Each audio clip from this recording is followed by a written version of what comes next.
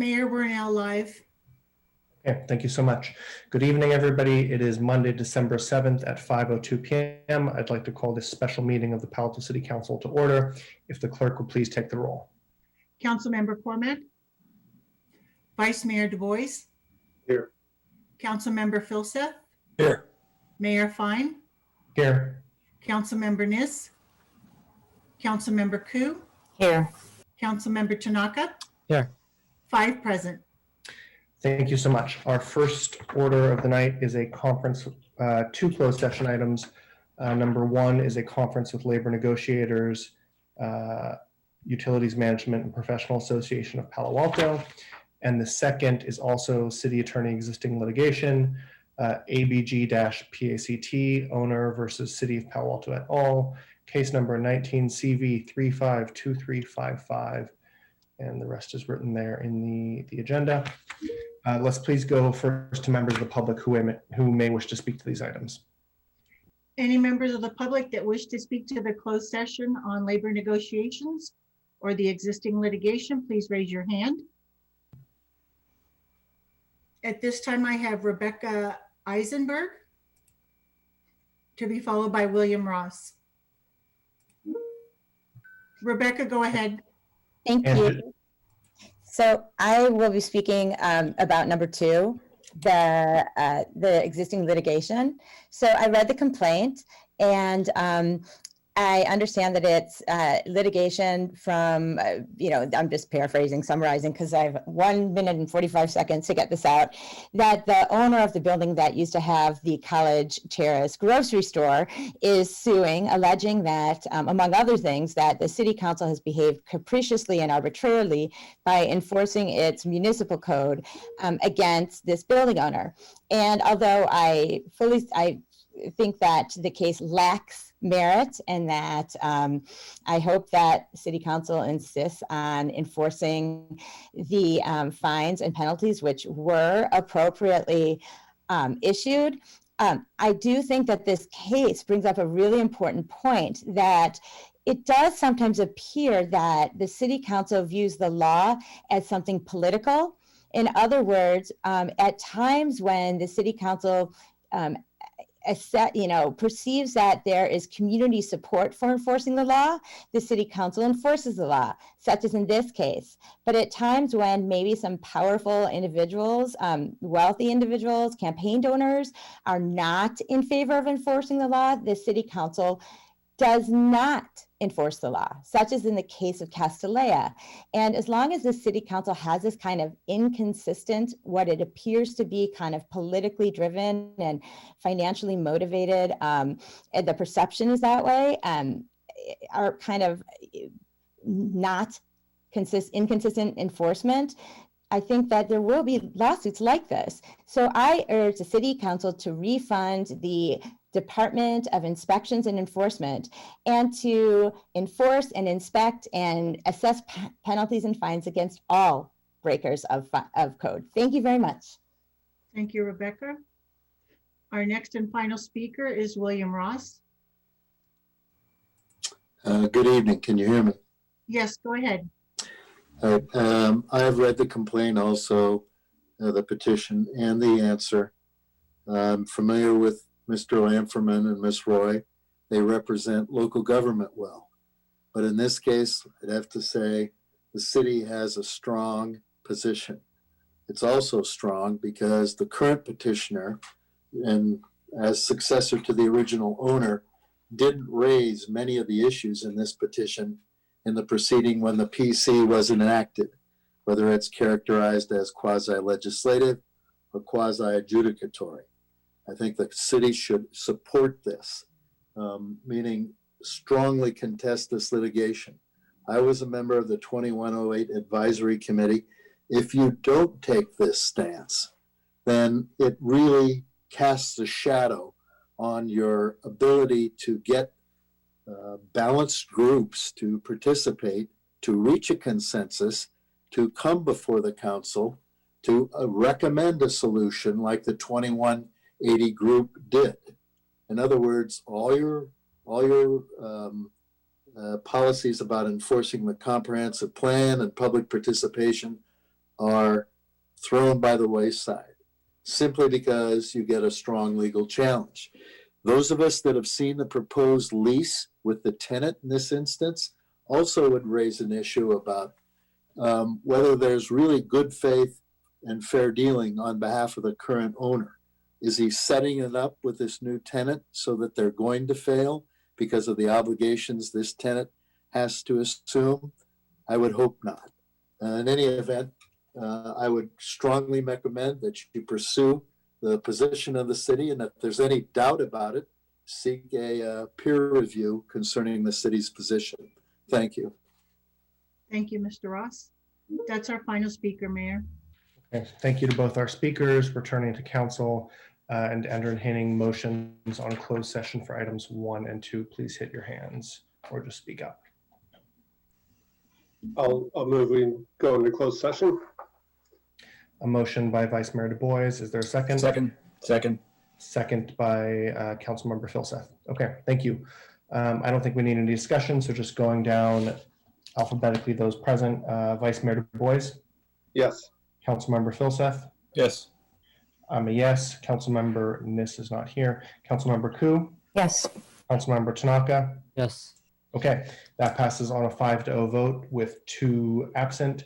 We'll now go into closed session. We are scheduled to be there for 2 hours, so about until 7 p.m. Thank you all so much.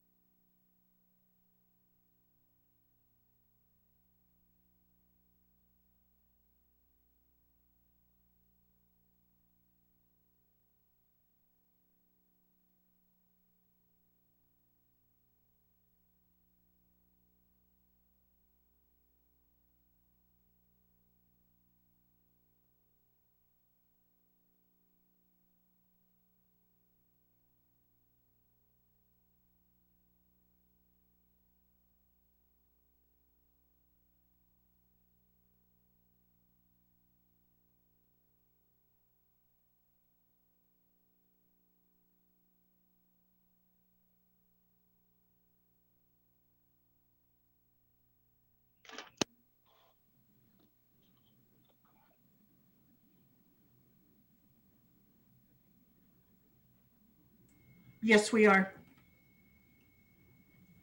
Thanks.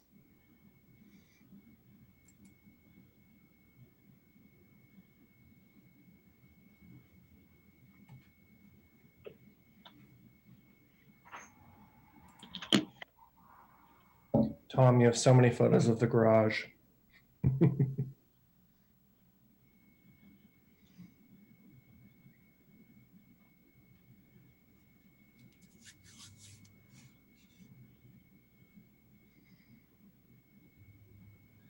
Okay. I see council members Phil, Seth, and Tanaka joined in. If you guys would hit your video when you get a chance. The council member and Nis will join us momentarily. And once we have 4 on video, let's get started.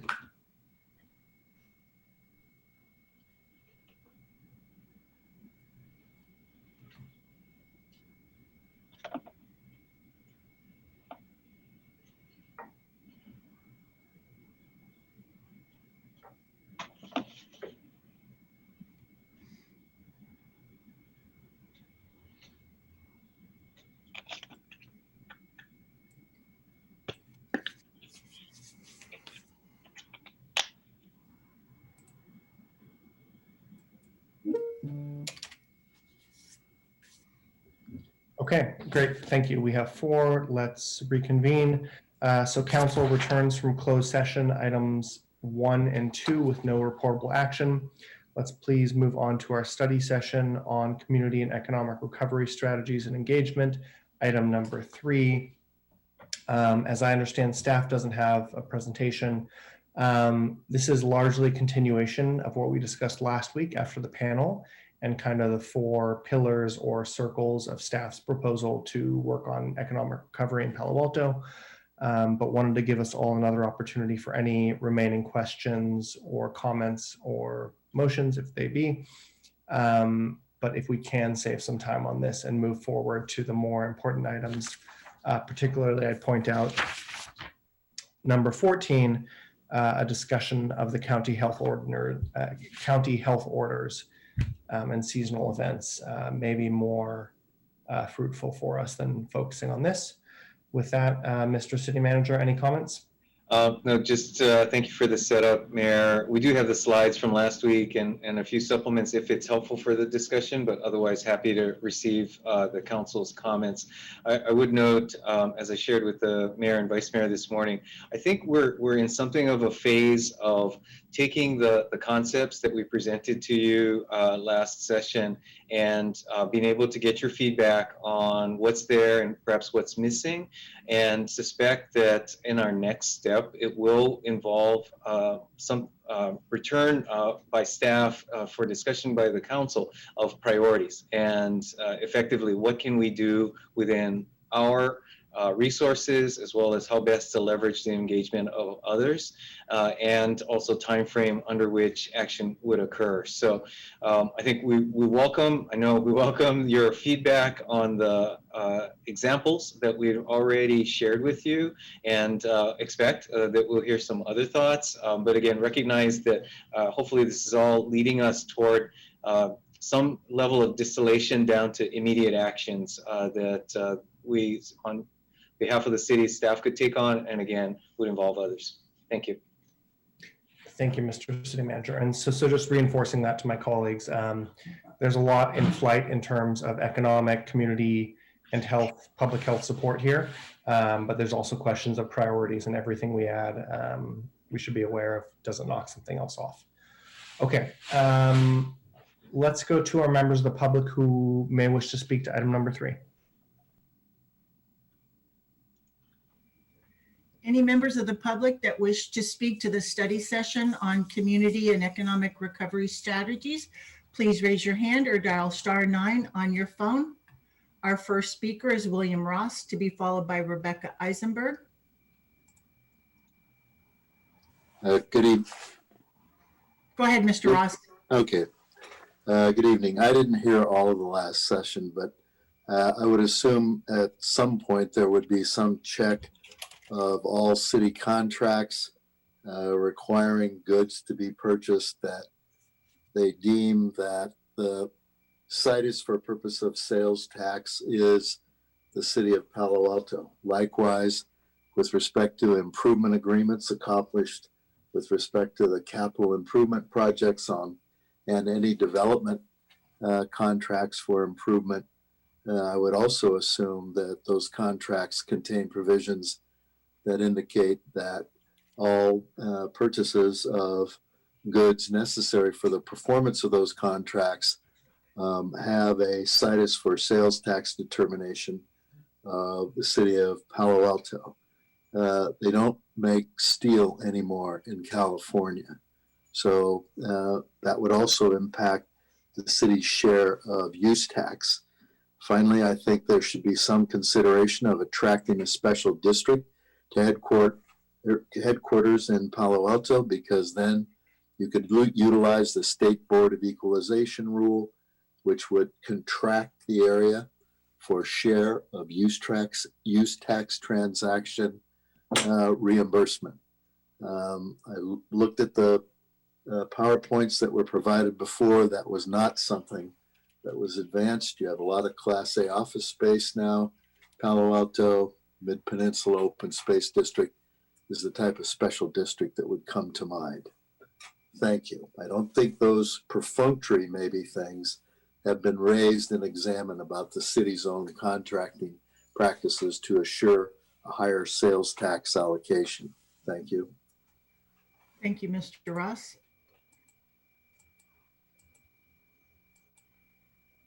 And our next speaker is Rebecca Eisenberg. Rebecca, Thank go you. ahead. Thank you so much for this time. First of all, I want to thank William Ross, and once again, second time in a row this meeting. I fully agree with Mr. Ross. I think that you all should follow up with him. I think the idea of a special use district sounds incredible and fantastic. And if he knows how to get that done, I hope you don't let that opportunity go to waste. So I actually was going to talk about this contract, so I'm glad that he mentioned that. In addition to what Mr. Ross said, I also think you should try to the extent possible, use employees over consultants for whatever efforts you make with this and everything else, so that the money doesn't leave the district.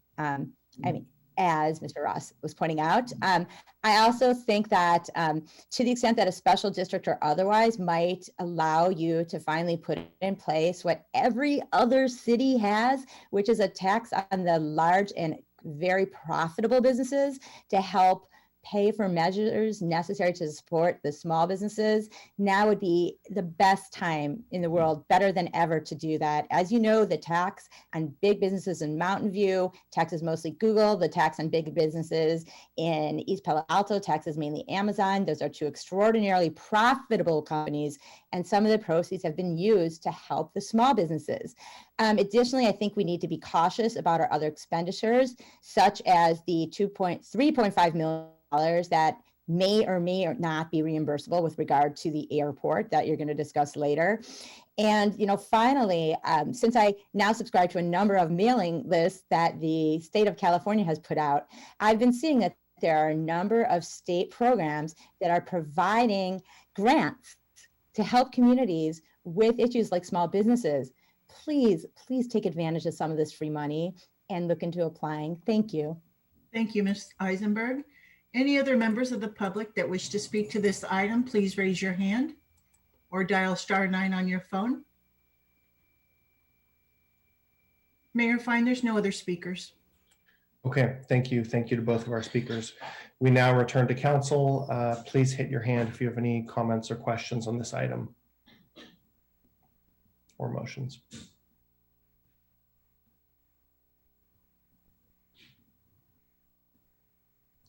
Vice Mayor Du Bois. Yeah, seeing nobody else raising their hands. I just wondered if staff could comment and maybe explain further this idea of concentrating a district to get higher sales tax allocation. I wasn't sure exactly what was being proposed there. Did staff understand that? So I'm not quite sure of understanding the special district specifically in terms of that verbiage. There are things that the city can do, and we have done For example, when there are large development projects, we coordinate with the developers that any purchases or materials or goods, as the public commenter had said, are reported in Palo Alto. And so that's called a use tax. And so we have done that. A good example would be Stanford Hospital or Children's Hospital. And so all of the materials and goods that were purchased associated with that were reported in Palo Alto. So we received the sales tax for that. There are things called foreign trade zones, which have different use tax, and that might be what the public commenter is referring to. And that would be a certain status. For example, the city of San Jose has that. And so that, depending on the business, may be something to explore. I'm not, to be honest, I'd have to look into that one further. There's nothing we can do. So it doesn't relate to the allocation of sales tax for online purchases. I mean, is there a way to increase your concentration in an area, maybe increase that amount? Sure. So obviously, as we talked about last week, to the extent our quote brick and mortar or our specific city allocation, or rather revenues associated or gross receipts associated with sales tax, does impact our county pool. So to the extent we have development and we have those contractors allocating their purchases to Palo Alto, that absolutely does help our share. And, you know, as you look at the full kind of picture of the pooled tax allocation. But these specifically don't necessarily amend what we had talked about previously, which is the legal guidelines at the state level in terms of how that pool is calculated.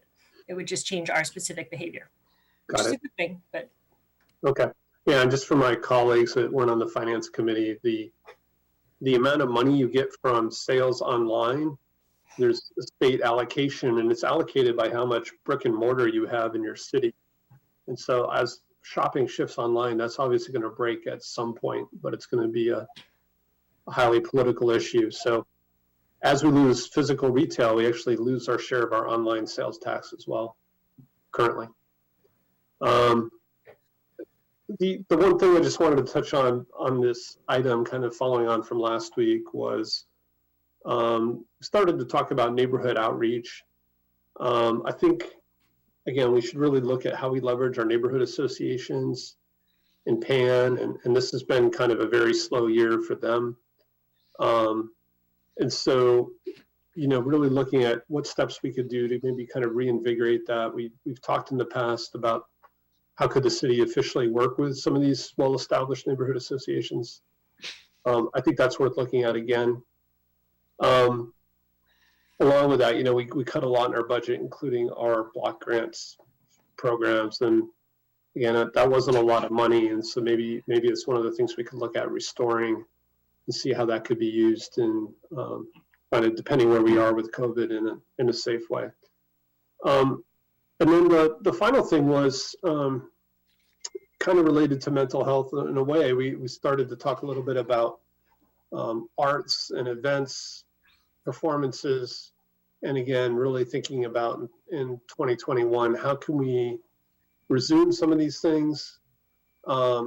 Certainly other parts of the country have gone to like car-based entertainment. We don't necessarily have space for that unless we maybe use some of Stanford's land on El Camino or something. But just really thinking about some of our more traditional events. How could we bring some of those back in a safe way under COVID? Maybe virtual, maybe there are other ways to do some of these things. And, you know, we have to think about the different arts groups that we support, like the theater.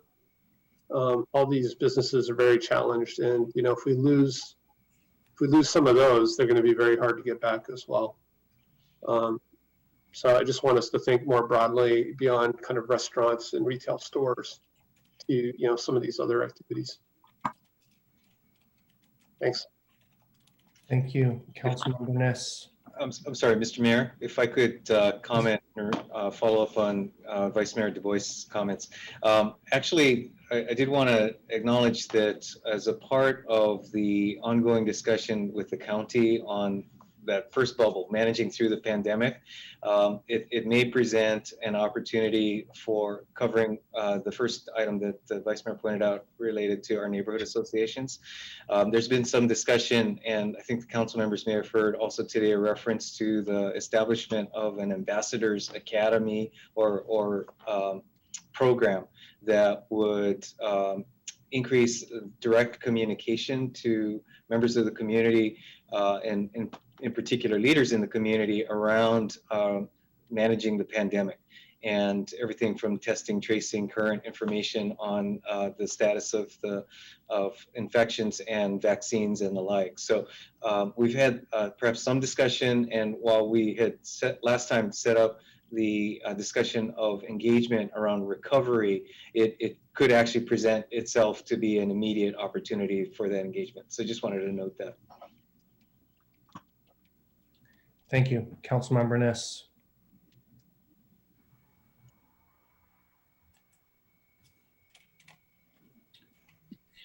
A question really for Ed. I think we used to work a lot more closely with the Chamber of Commerce involving our smaller businesses. And I think that's kind of frayed. Do you want to comment on that? Because it seems as though San Mateo is still doing well with theirs. I think Mountain View is still doing well with theirs.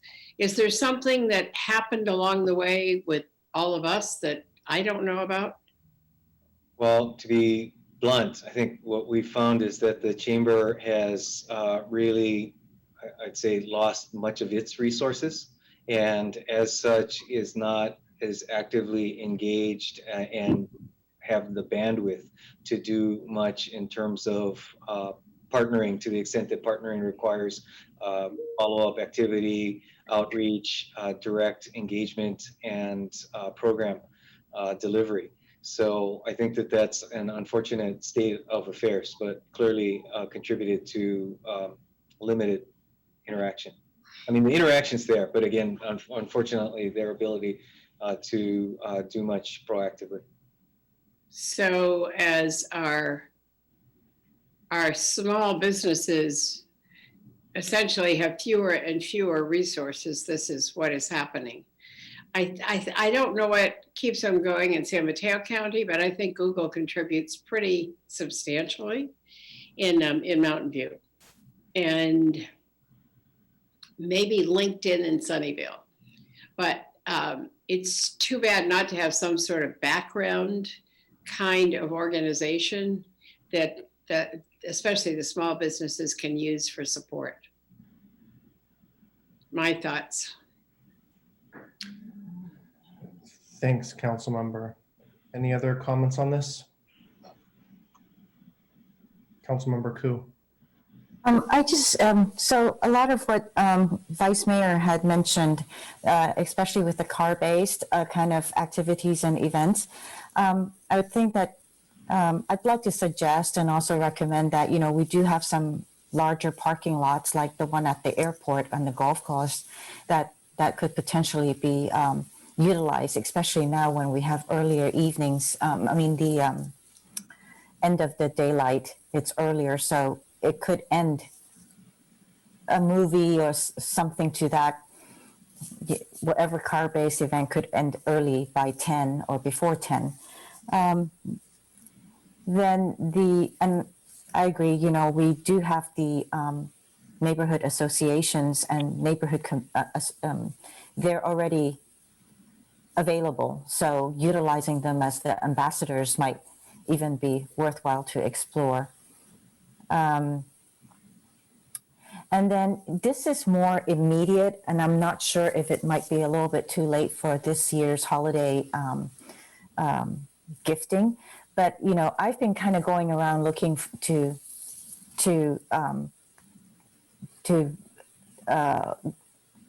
our own retail here in town. And, you know, after a while, I started thinking, if only we had one, a consolidated gift card that would allow a person who purchases it to go to any of the downtown retail stores. And I was wondering if that might have been something that I don't know if it's too late to implement and too late to suggest and bring forward participating entrepreneurs or sole proprietors.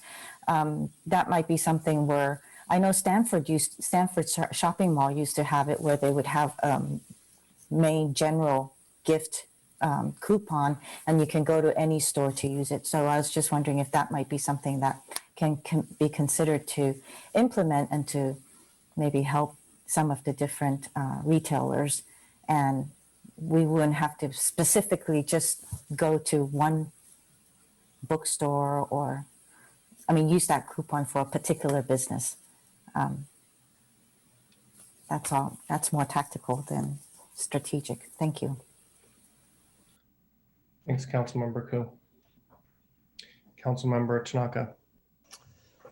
I want to ask, so I think the plan is to start to reopen the streets again for California Avenue and University Avenue. Is that right? Yes, depends on your perspective. Reopen to vehicle traffic, so to cars. Yeah.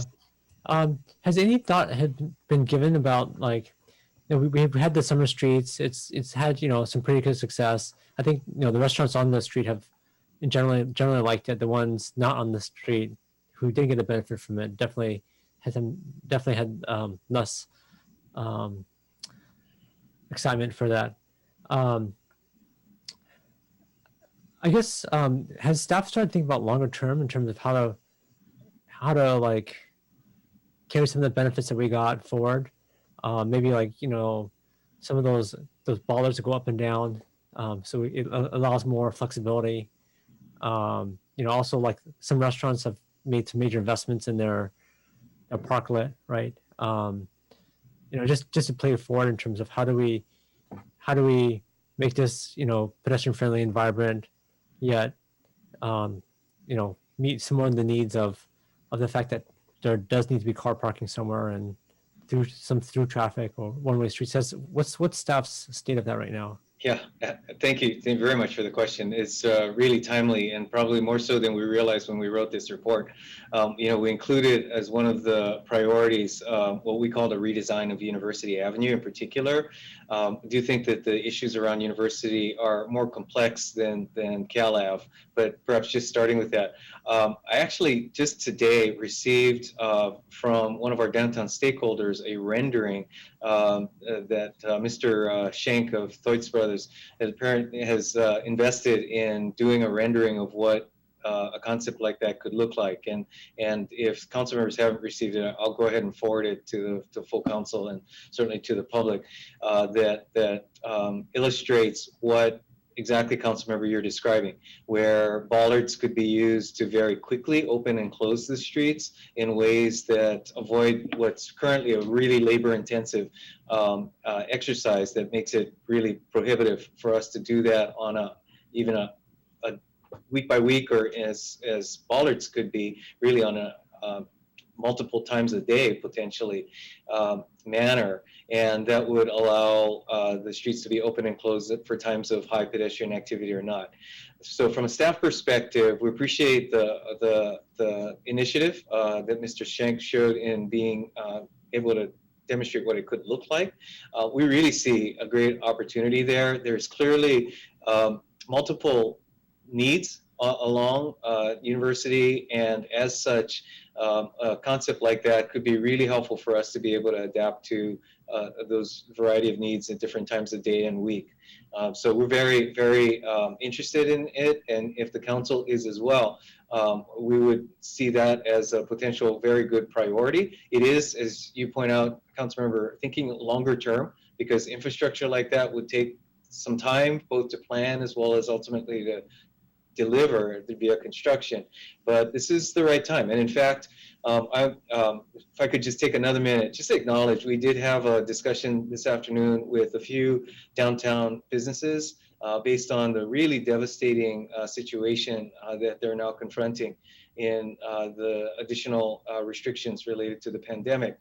And the one comment that I think resonated quite well is that this is the time for us to start thinking long term, and to be able to, while working through today's emergency, start really focusing our attention on what the long-term strategy is for continued vibrancy, both downtown Cal Ave and citywide.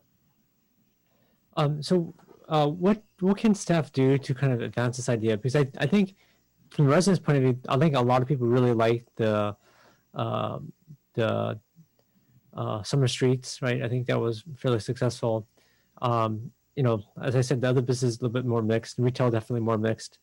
How do we carry this forward so that we could take the knowledge and learnings from the experiment and try to carry it forward to something a little bit more permanent? Yeah, so subject to discussion tonight, staff will take it back and say, let's get working on it. We also do want, as soon as we can, getting past the current surge in the pandemic, to be able to get back to the short-term closures where it makes sense, and again, really start working directly on longer-term strategies.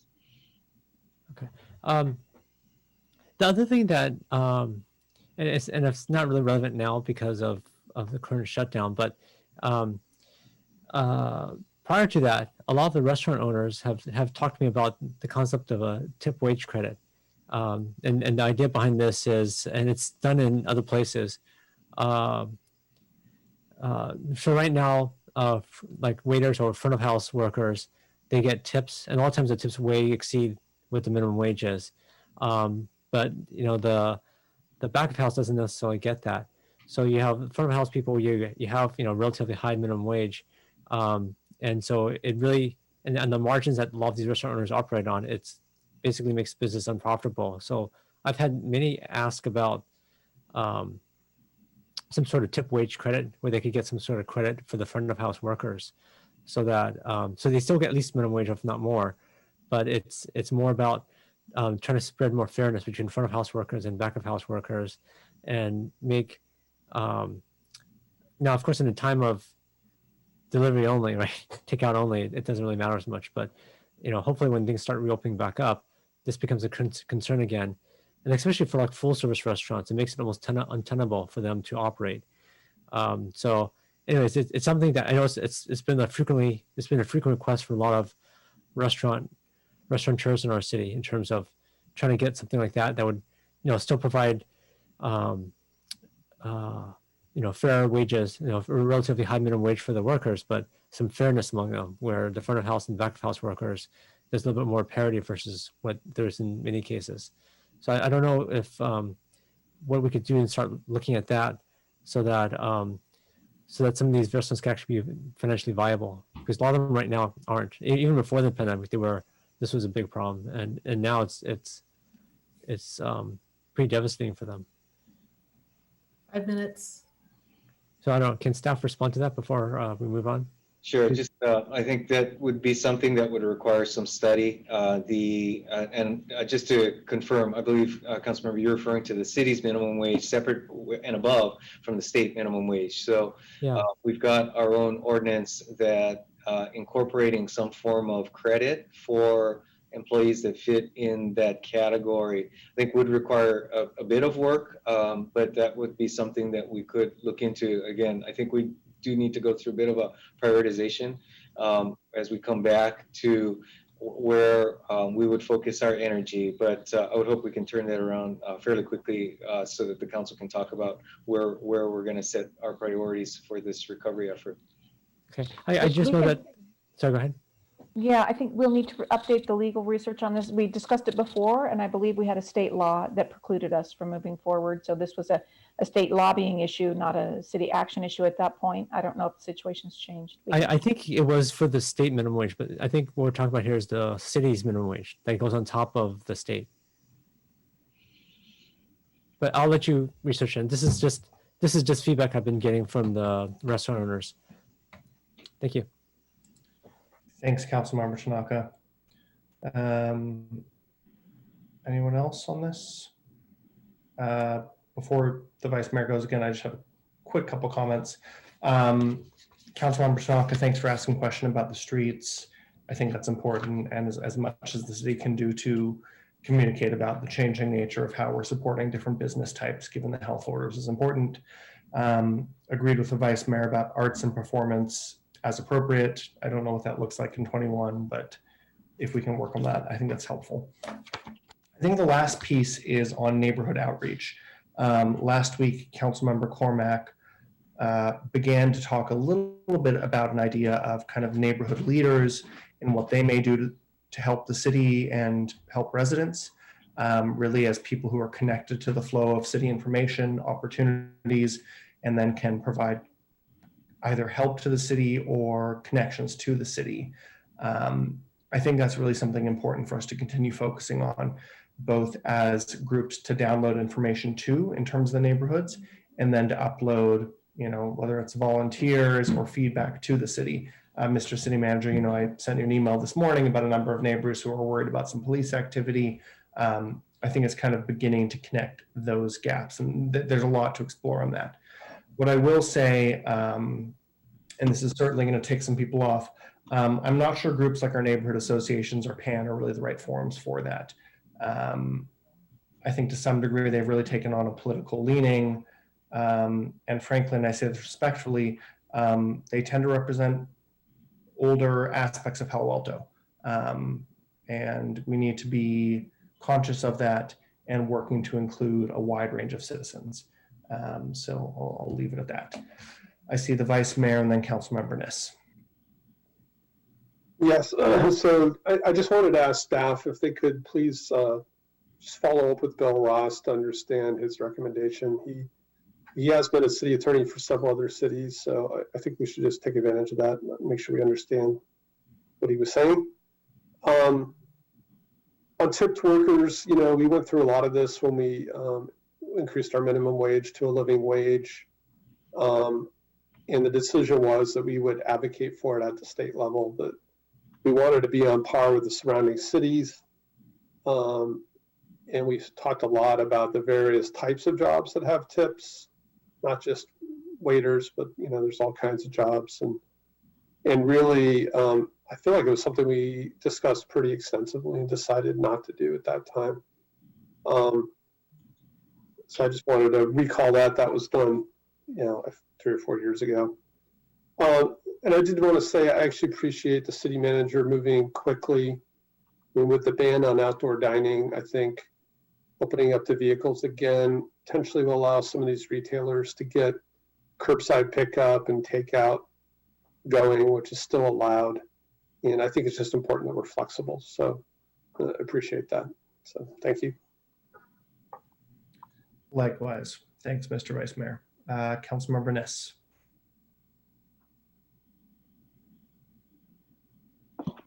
But my concern is that there are suddenly many groups who are talking about taking on some responsibility. And the call that I was on, I've kind of forgotten which call it was, but I think it was a 1 o'clock call, and I think you were on it, where Cindy Chavez is also talking about bringing groups together. I think that works well, but there needs to be some overarching mechanism, not only for the communication, but also for the feedback.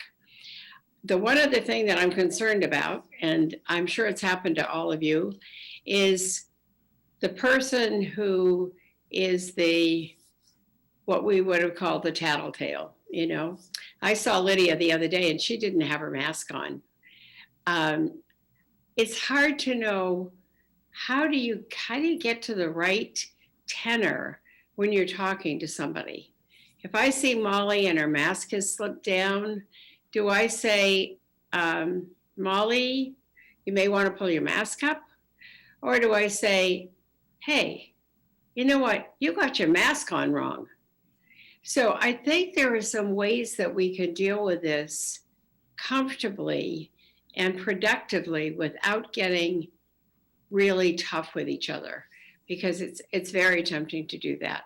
And I am so sorry the mask has become a political symbol in our country, so that if you wear your mask and you're in a press conference, then you must be a Democrat. But if you aren't, then you probably are a Republican. So that's really, how did we get to this sort of unbelievable state? So I would urge us all to think of ways that make it easy to say, you know what, 6 feet is really hard to judge, isn't it? Or that's really a cute mess, but it's slipping down a little bit. You know, I think you all understand what I'm saying, but I don't want us to become a militarized kind of group that goes around either quietly or not so quietly calling out their neighbors on their transgressions. So handle that, Mr. City Manager. Will do. Thanks, Councilmember Niss. I'm sure Councilmember Koo and our City Attorney Stump wear their masks whenever they are out in public. I see them both nodding. Okay, anything else on this item, or should we move on? All right. This is one, you can almost never finish this one, to be honest. Absolutely, and later tonight, we'll kind of focus a bit more on the public health aspects. Okay, let's wrap up item number 3. Thank you, staff and my colleagues. Moving on to agenda changes, additions, and deletions. Anything, Mr. City Manager? Yes, Mayor, you already mentioned it, but just for completeness, that would note item number 14 was added to your agenda over the weekend. This is a discussion and possible direction to staff regarding city participation and enforcement of state and county health orders and seasonal events. Thank you. And that's just in response to the latest health orders from the county and state that we entered into last night at midnight. Okay, let's move on to oral communications, where any member of the public may speak to an item not on the agenda. And if the clerk would please help those folks provide their comments.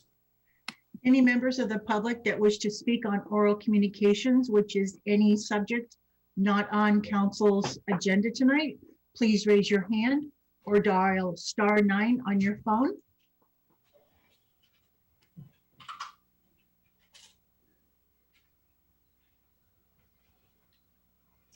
Mayor, fine, I have no raised hands. Oh, sorry. Miss Eisenberg? Sorry, my it wasn't working. So I'll try to be brief. I have just 2 things I wanted to mention. The first is that I've been, and I think some others are too, just a little confused about the recent efforts by one of the city council members to encourage the public to put a referendum on the ballot to put us in breach of the settlement agreement that Palo Alto reached with the ACLU and the NAACP, as well as some individuals over Foothills Park. I think it's been very confusing to some people because coming from a city council member, it often comes across as official communication. And I guess I'm concerned because, as a lawyer, I know that if we were put into breach, if the city were put into breach of the settlement agreement, I haven't read the settlement agreement. I don't know if it's been signed and filed with the judge and approved by the court, but often what happens upon breach of that is that the breaching party is often responsible for all of the attorney's fees for the other side. That's a pretty common response, as well as costs of enforcement and everything else. And that could cost the city millions of dollars. So I can't imagine that it's a good idea to push for breach of the settlement agreement. Whether or not you agree with it, I mean, let's look at it from a practical point of view and the consequences of breach. Second, I just wanted to again bring up, and so much I could say about this, but I will keep it short. Again, that the Castellet Cup is still steamrolling forward. There's no community benefit to this. And I attended a meeting that was hosted by Stanford this afternoon. And I really urge you to go and talk to Stanford and see how they handle things, how hard they work to actually provide a benefit to Palo Alto for everything they do. We need a community benefit if we're going to allow this. Thank you. Thank you, Rebecca. And I'm sorry if I mispronounced your name, Gila Landolfi, to be followed by Tara or Tara Correa. Go ahead.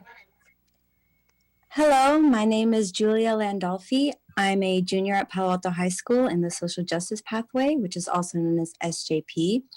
This past school semester, we've been working on a racial reckoning project in order to help our community grow stronger and more accepting. As you know, this country has gone through many awakening moments lately. This past summer, the death of George Floyd reshed light upon some of the many problems that this country faces, one of which is racism and the many issues that arise from not acknowledging it. Racism in the police force is out of control, and because of that, the use of excessive force and police brutality disproportionately affects the minority groups in our country. These injustices are even happening in our own town. That and the lack of respect for civilians in the police force are some of the reasons that we in SJP have decided to come forward. So that is why I'm here with my group today to talk to you about a proposal that we have come up with that will hopefully help to reduce racial stereotyping and all the consequences that come from it in our police force. Though we pride and congratulate ourselves on being a liberal town, words are not enough. We need to show it with our actions, and we need to show it that we are willing to change and improve ourselves and our community. Thank you for taking the time to listen to us.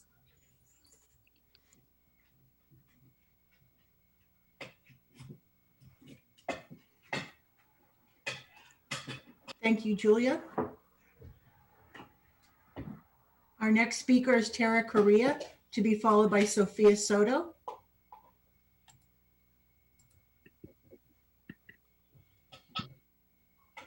Tara, go ahead. Hi, my name is Tara Correa, and I'm also a junior at Palo Alto High School and a part of the SJP program. Recently, in social justice, we have been researching and focusing on many different solutions and approaches on how we as a community can work together towards a safer and more equitable town.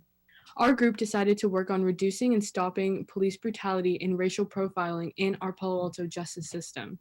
We suggest a racial equity training program for our Palo Alto police officers. This program is an implicit bias training which tries to reverse the ideas cops have been trained with before that are actually racially biased. Other police departments across the United States have done similar training as to what we are proposing. Salt Lake City, Utah, and New York both have decided that racial equity training was needed, and they have both seen positive outcomes and improvements in reducing inappropriate racial profiling. The governor of New York signed Assembly Bill number 3641 that mandated the Department of Law and Public Safety to add implicit bias training to their cultural diversity training curriculum for law enforcement officers. They have taken polls of the police officers that took part in this training from before and after the training, and there has been a substantial difference in how police officers view some of the ways that they have dealt with arresting people of color versus arresting white people. We think Palo Alto City Council should add this training to their cultural diversity training curriculum for law enforcement officers, and the program to be updated every few years. Thank you.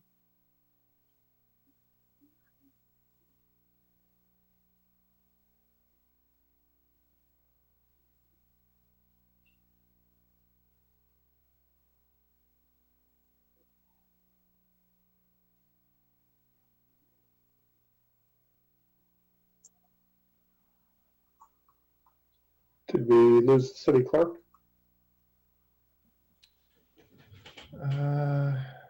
Maybe we did.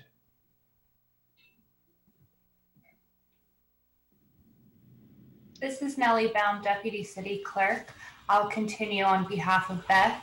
Sophia Soto, I'm going to allow you to speak. Thanks so much, Nellie. Go ahead, Sophia. Okay. Hi, council members. My name is Sophia Soto, and I am a junior at Palo Alto High School and a part of the Social Justice Pathway. Throughout our research and our interview with council member Tanaka, we found that although Palo Alto residents pride themselves on being progressive, that is not always the case. Some people, such as Captain Zach Perrin, who is white and works for Palo Alto PD, have a lack of respect for the citizens of color that they have promised to serve and protect. Captain Perrin used a racial slur towards his co-worker, a black officer, whose name is Barber, a slur which was uncalled for, inappropriate, and completely unprofessional. This comment was made after rescuing a Black person right by San Francisco Creek. Barber had just jumped into the creek after an on-foot chase. Later on, Captain Perrin decided to joke about the incident in which he used the N-word. Barber has stated that this absurd comment was made in front of other officers. Captain Perrin has since been promoted and Barber left PAPD. This is why we want to create a racial equity training that would have more of a chance of picking out the so-called bad apples from the batch. According to Council Member Greg Tanaka, the average police officer in Palo Alto gets $308,000 annually, which is twice the average household income. We understand that it is extremely hard to break a police union contract, but in most cases, the police union helps protect the bad officers. In protecting the bad officers, the police union reinforces the silence among all officers, threatening those who try to call out bad behavior. This union not only silences the officers, but doing nothing encourages it until we are left with another senseless killing to create an even poorer perception of the police. Thank you. Thank you, Sophia.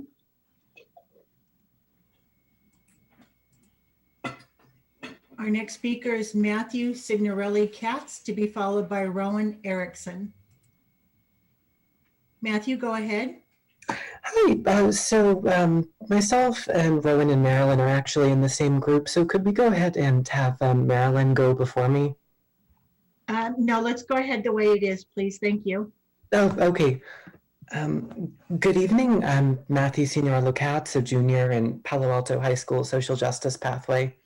And in our classes, myself as my two other group members, Marilyn Yin and Rowan Erickson, have been presented with the invigorating challenge of conceptualizing solutions to combat the detrimental after effects of redlining that have plagued Bay Area communities for centuries, with Palo Alto being no exception. We've spent many hours researching and talking to experts in that field of research, and the consensus is clear. The detrimental after effects of redlining are not something that can be eliminated overnight. However, we have found a viable solution. We are advocating for the City of Palo Alto to expand its implementation of transit-oriented developments throughout the city, placing special emphasis on creating affordable housing for teachers of color near public transportation hubs in Palo Alto.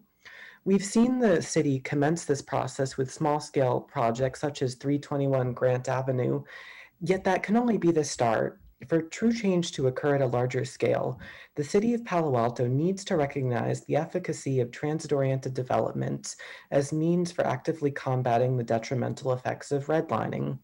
By creating and expanding vibrant living environments situated near public transportation hubs, the City of Palo Alto will be able to provide affordable housing to teachers in a city known for its exorbitantly high cost of living. As well as providing easier access to transportation to jobs and necessities of life, all while implicitly blurring the lines of redlining and bringing us one step closer, albeit a small one, to achieving racial equity in Palo Alto. I highly encourage the council to explore the idea of expanding transit-oriented development in Palo Alto to house teachers, especially teachers of color. Thank you. Thank you, Matthew.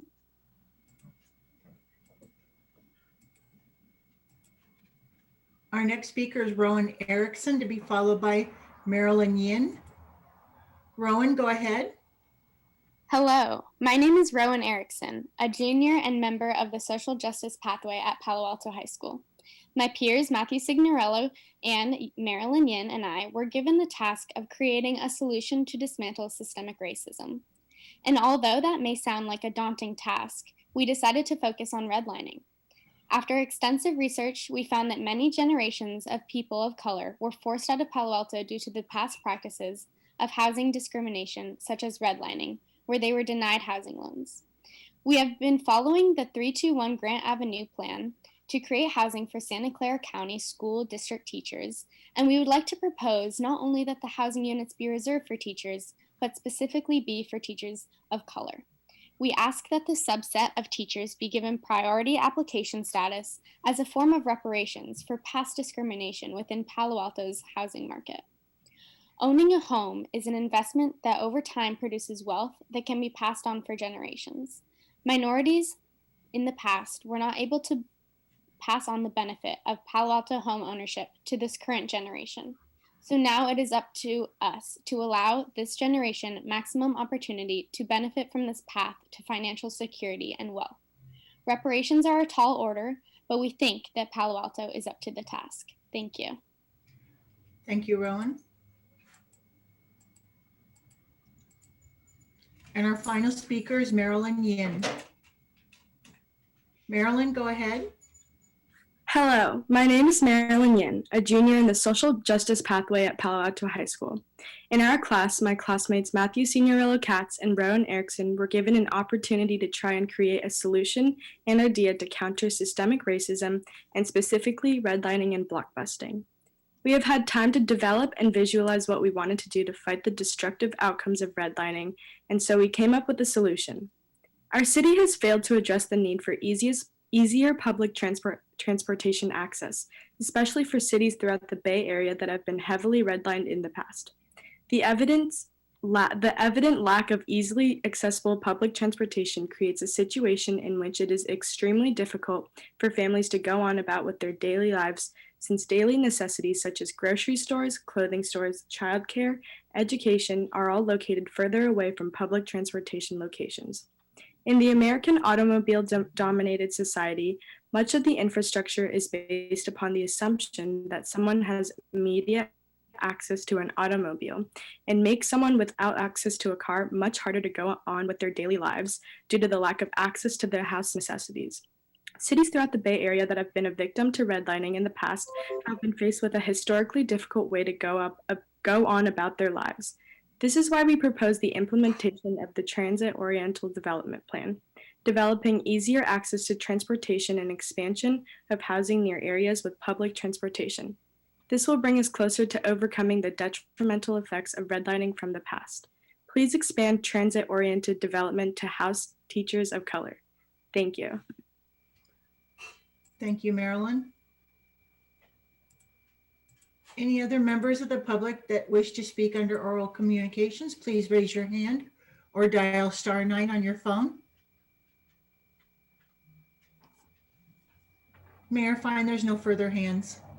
Okay. Thank you, Clerk Minor. Thank you to all of our speakers, especially our Pali students. We really appreciate your input. That concludes oral communications. Let's please move on to minutes approval. Item number 4, minutes from the November 16th meeting. Are there any speakers for item number 4? Any members of the public that wish to speak to the action minutes for November 16th, please raise your hand or dial *9. Mayor Fine, there's no hands. Okay, I'll move item number 4. Second. Thank you, Mr. Vice Mayor. Assuming there's no comment on this, let's please vote. Councilmember Niss. Aye. Councilmember Koo. Yes. Councilmember Shinaka. Yes. Vice Mayor Du Bois. Aye. Councilmember Filseth. Yes. That passes on a 6-0 vote with Councilmember Cormack absent. Okay, we now move on to the consent calendar, items 5 through 12.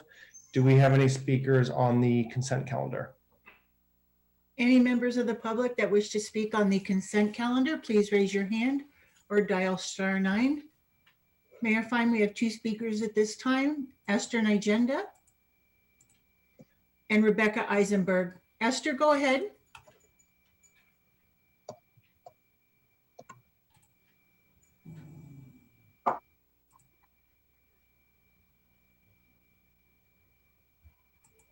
Esther, you need to unmute from your end. There you go. You have 2 minutes. Hello, my name is Esther Nihenda. I am speaking regarding item 12, 788 San Antonio Road. It has been a difficult year. Most of us are exhausted and the challenges keep coming. I know we need housing, and as a person of color, born and raised in Mexico, it pains me that my community is particularly impacted by the lack of adequate and sufficient affordable housing. And yet, as Benjamin Franklin said, Failing to plan is planning to fail. I remain concerned about the safety of the 788 San Antonio Road project. As I mentioned in my oral comments to Council last month, the fact that I have plans done by a professional to build a one-story house does not mean I can add a second story without further study and plans. Under current city regulations, I simply could not do it. That is exactly what this project allows for underground construction, not only at 788 San Antonio Road, but for the entire program area from Middlefield to East Charleston. Building underground is permanent and has more costly consequences than building above ground. As the city looks to underground construction to provide more space for our buildings, it should spend as much time and money planning holistically for underground construction as it does for above ground construction. Otherwise, the unintended and unplanned for consequences can range from inconvenience or even life-threatening flooding to catastrophic failure of buildings. In closing, thank you for all the time and energy you have spent in addressing this year's many challenges and for doing your best in making the hard decisions. Thank you, Esther. Our next and final speaker is Rebecca Eisenberg. Rebecca, go ahead. Thank you. First, I want to thank Ms. Nahenda for speaking, and I would like to second everything she said. It is a big problem that, as we know, nationally, internationally, that it's the lowest income housing that is usually built closest to the environmental hazards or on top of them, as this case sometimes is. As you know, the HP Superfund site is very close to there and close to other developments near there on El Camino and on, well, everywhere kind of close to where that site is. It's in Palo Alto. It hasn't been cleaned up and it's a problem. And we need to study it and we need to make sure that people are safe, that children are safe, that families are safe. What is more important than that? I also wanted to briefly comment on the item that has to do with Canopy. I think Canopy should be given as much money as they need. I think they're a fantastic organization, and I do want to remind the City Council that we cannot really replace a tree. When we kill a 300-year-old tree like Castanea wants to do with dozens, we cannot actually replace them. Let's give Canopy more money while also making their jobs easier by not killing trees, ancient trees, beautiful trees. We need trees for oxygen. We breathe oxygen. We need oxygen to live. Finally, maybe most importantly, I urge you to vote no on this airport expenditure. Although you all, well, some members of City Council insisted that there would be no cost to the city for this airport project when I opposed it vehemently back when you first agreed to set aside the $20 million, up to $20 million. You now see that it's going to cost at least $100,000, which, might I remind you, is 5 times the budget of KZSU, which offers a public service, and then $3.5 million. Please say no. We need the money in other places. Thank you. Thank you, Rebecca. Any other members of the public that wish to speak to the consent calendar? Please raise your hand or dial *9 on your phone. Mayor Fine, there's no further speakers.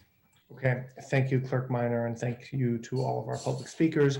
We now return to council for the consent calendar items 5 through 12. Please raise your hand if you have any comments to poll or vote no on an item. I will note I'm going to be voting no on item number 11. And I see the hand from Councilmember Koo. Yes, I'd like to register a no vote on number 10 and number 12. Okay, thank you. Councilmember Tanaka? No on 11.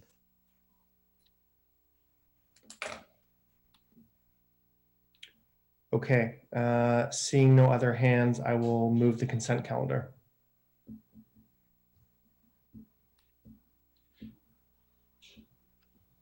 Second. Seconded by Councilmember Ness. Thanks for saving me, Liz. Okay, so there's a motion and a second for the consent calendar, and moving down the list alphabetically. Councilmember Koo. Yes. Councilmember Tanaka, Yes. Vice Mayor Du Bois, Yes. Councilmember Filseth. Yes. I'm a yes. Councilmember Niss. Yes. Okay, that passes unanimously 6-0 with Councilmember Cormack absent. And now if we want to speak to our no votes. So on item number 11, I continue to believe this is a misguided policy that's going to discourage mixed use development in Palo Alto, including housing developments. Pretty much all of it. Okay, Councilmember Koo on items number 10 and 12. So on number 10, the attachment is asking to approve the $3.5 million expense across 3 firms to improve the Palo Alto airport. 90%, according to the document, will be covered by FAA grant money. However, that still leaves about $350,000 to be paid by the city of Palo Alto, assuming we don't exceed the budget, right? However, I would recommend to challenge the stay the course proposal and ask that we work with council to understand whether there are options, including getting out of the FAA grant to stop spending money on Palo Alto Airport, given the serious budgetary issues caused by the COVID-19 pandemic. On item number 12, the council has adopted a resolution to certify the final environmental impact report, adopting CEQA findings, a statement of overriding considerations and mitigation monitoring reporting program, which could be applied to the 16 other parcels under this huge developer giveaway housing incentive program. This upzoning program, as one of my friends in the city said, is zoning on steroids. The HIP program is applied all along the El Camino Real from Stanford Avenue to southern border in Palo Alto. And this extension into San Antonio is a density building dump into South Palo Alto without any remedies to the traffic congestion situation, depletion of natural resources, lack of enforcement, less parkland per resident, lack of nearby schools, and a city government creating a taking away from homeowners and increasing land values with the upzoning, making it substantially more expensive to build the genuine below rate market housing. And while this program is touted as retaining local control, it is misleading because potentially projects submitted under this program may not need to be brought before Planning Transportation Commission and not before council. Projects may only need to go through a public hearing before ARB. Ultimately, the Director of Planning and Development makes the final decision on the project, and the community will have to appeal, and appeal costs residents money. Plopping down a whole bunch of dense housing without proper planning for the community environment is not even planning 101. It's absurdity. It's absurdity. Thank you. Thank you. I'll just note for the vote record, the motion passed unanimously, but myself, Councilmember Tanaka, were against number 11. Councilmember Koo was against 10 and 12. Councilmember Tanaka. Yeah, so for 11, similar thoughts as the mayor. These in lieu fees can help fund new programs like garages, housing, the pedestrian streets we were talking about on University Avenue. So I think we could use those funds. Thanks. Okay, thank you, everyone. We've concluded consent calendar. Let's please move on to city manager comments. Mr. Shikata, the floor is yours in this most difficult of difficult weeks. Thank you. Well, let's see. Let's move up to the beginning there. Thank you very much. All right. Well, yes, if we get the next slide. Thank you, Mayor. Appreciate that acknowledgement. Certainly not difficult for us in comparison to the multitude of stakeholders that have been scrambling in response to the state order and then following up with the county or multi-counties orders. We will have additional information and the ability to have a complete council discussion on item 14 tonight. So I do just want to preview a few of the key items that have played out really over the last 5 days. It's been an extraordinary 5 days since the governor announced the state stay-at-home order. So with that, and with the local acceleration of the implementation of that order, just hit a few of the highlights that are now in effect. First, that restaurants are now operating under takeout and delivery only. As was referenced earlier, resulting from this accelerated order, and really in the interest of both businesses related to restaurants, retail, and members of the public gaining access to all the establishments along our primary business streets. California Avenue, University Avenue, and Ramona Avenue were reopened to vehicular traffic, or will be reopened to vehicular traffic actually tomorrow morning. So just note that this is a temporary change that does improve access for all in this really difficult time, really devastating time for businesses in particular. Would note that the retail occupancy limits under this order are now down to 20% for general retail.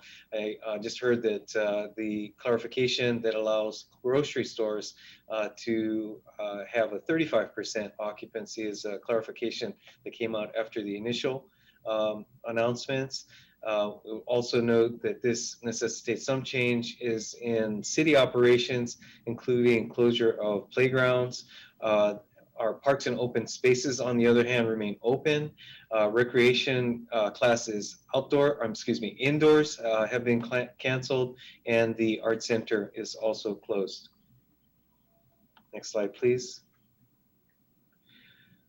Just as perhaps you've heard this elsewhere, but bears reiterating some of the circumstances that we are now in that led to the most recent orders.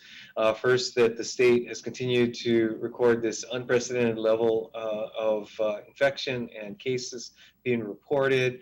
That the regional stay-at-home order that was announced last Thursday with the supplemental order on the 6th, or effective on the 6th, relate to regions with less than 15% capacity in intensive care units within the regional hospital system. Here in Santa Clara County, our county, along with 5 other Bay Area counties or jurisdictions, expedited the implementation, and as such, it's now in effect here in Santa Clara County. Would note that, as reported over just the last couple of days, a 72% increase in hospitalization related to COVID-19 over the last 2 weeks statewide. Here in Santa Clara County, an increase of 250% in hospitalization, and ICU capacity has dropped to the 15% that was the threshold for the regional stay-at-home order statewide. We heard today that just in the last 24 hours, 1,450 new cases reported, which is just really extraordinary within Santa Clara County.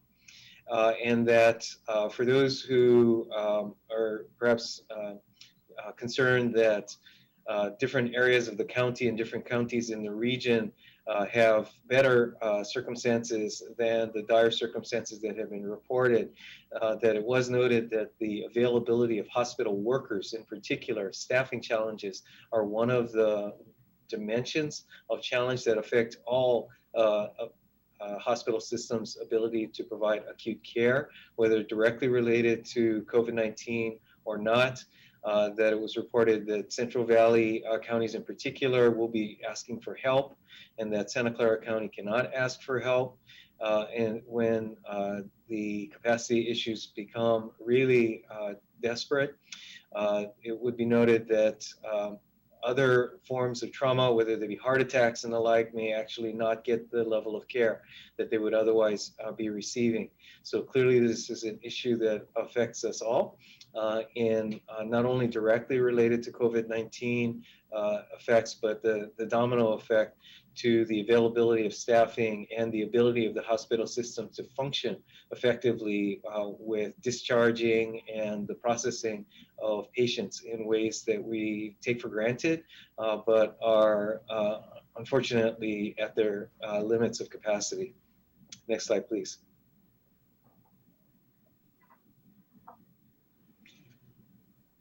So that said, we do want to try to juxtapose our holidays in light or in spite of the challenges that are in front of us. You know, again, this is a long-term issue that we all know too well. I know we will all be very happy to see 2020 in the rearview mirror, as they say, but in the meanwhile, we do have the holidays coming up.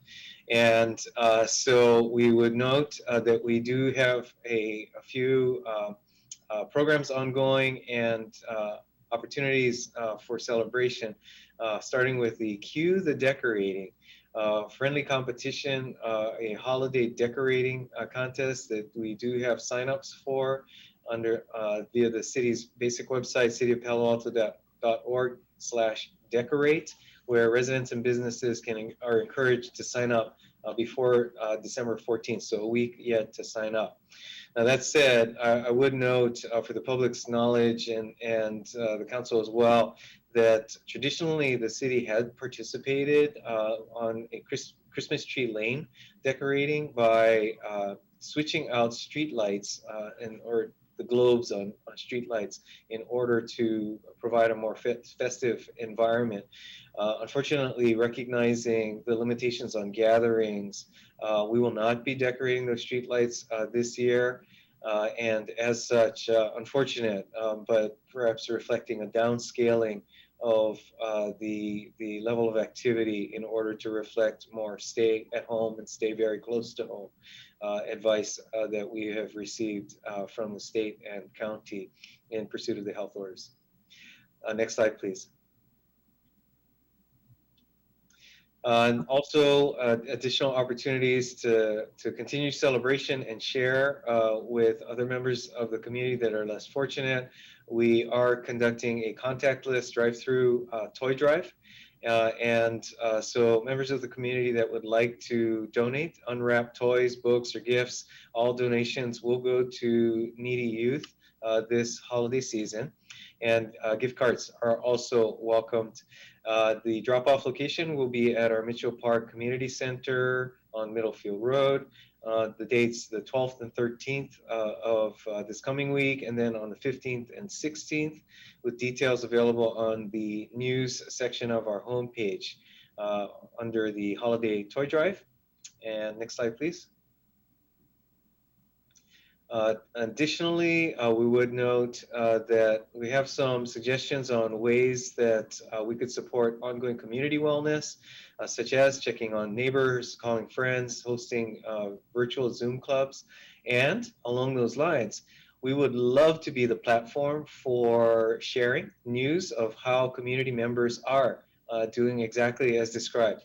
Ways to promote community wellness here in Palo Alto and to give neighbors other ideas on what residents are doing and neighbors are doing that they might show the sincerest form of flattery by imitating. So please send me an email at citymanager@cityofpaloalto.org. And we would love, once again, to be amplifying, not to draw more in any way toward a gathering, but a gathering of spirit, at least, by sharing ideas and how best to get through this together. Next slide, please. And then finally, would note our timing's a little odd here, but such as it is, and appreciate Vice Mayor's backdrop with photos of our new California Avenue garage. It will be open tomorrow. We will use it as an opportunity to invite members of the community to come by and visit, charge up your electric vehicle, park your bike or your car, and opportunity to shop at and around California Avenue. Let's see, in addition, we'll be noting that this parking facility does provide the additional capacity necessary for the council's consideration of the public safety building construction contract, which will bring soon after the first of the year. And with the infrastructure such that it is solar ready. There are not solar panels installed as part of this contract, but that will be part of the upcoming discussion as well for the council. Next slide, please. And then finally, opportunity for everyone to support our local businesses, recognizing the, as I call it, devastating, really devastating circumstances that exist for all. That our upliftlocal.org is really a one-stop portal to get information on local businesses, for some promotions that local businesses are putting on, including retail and restaurants, as well as the opportunity to buy gift cards and the like. You can purchase directly online, as well as we've now added a map to the functionality of the website to help people hone in on the opportunities close by. And if you have a business that is not listed on this website, then contact me. And we'd love to get additional businesses identified here as part of our Uplift Local platform. And I believe that's the last slide. Oh, just other ways for members of the community to stay in touch, and we'll continue to push and look for other avenues to ensure we're getting the word out through this holiday season. With that, thank you very much, Mayor and Council. Thank you so much, City Manager. Can we go back a couple slides? Actually, there was one about the COVID updates today, and I just want to focus on that for a moment or two to share a couple words. Might be the statistics that we showed. I think so.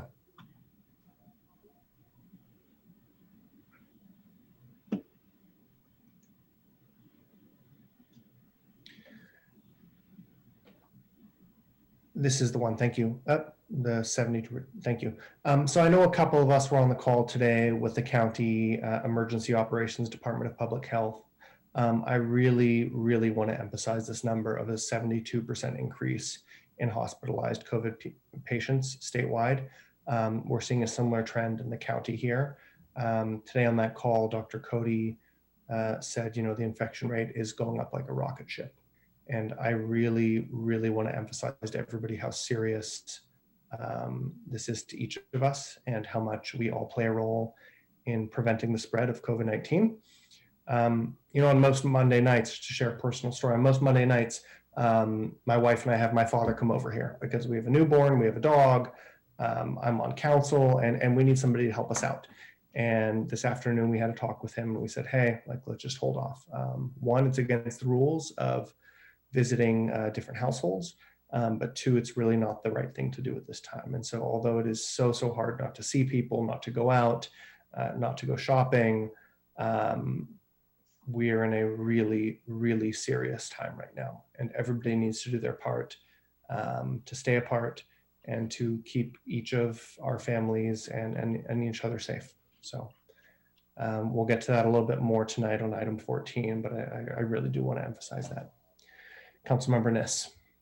So again, sounding like one of those outdated broken records, and looking again at the city manager, because several times now we've heard of groups that could organize, might organize, and sort of what would their goal be? And I think that at this point it's kind of amorphous. We're saying, yes, there could be a new group, there could be one of them is called the Ambassadors Academy, a whole variety of groups, but nothing organized yet. And if there was ever a time to get organized, it's now. It's, you know, watching Sarah Cody's eyes today was truly very daunting.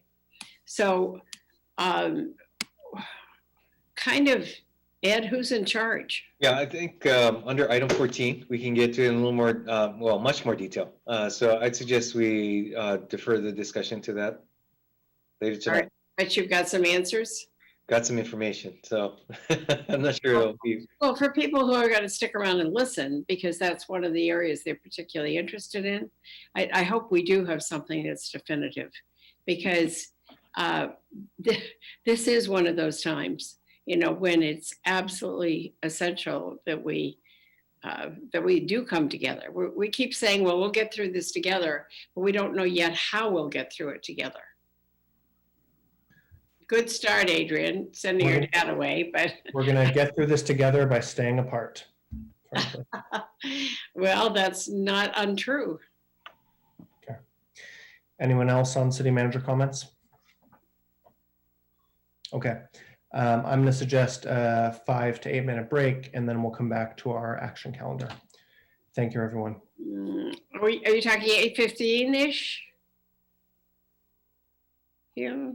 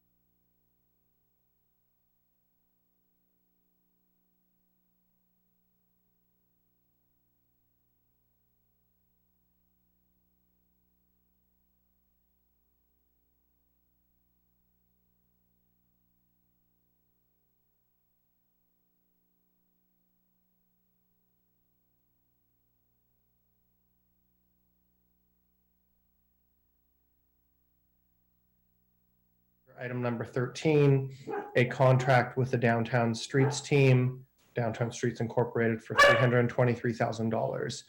Does staff have a presentation? Yes, I believe our Public Works Director has a brief intro on the topic and the contract before you. Yes, thanks, Ed. And good evening, Mayor, Fine, and council members. I'm Brad Eggleston, Public Works Director. So the item before the council tonight is a new 3-year contract with Downtown Streets team.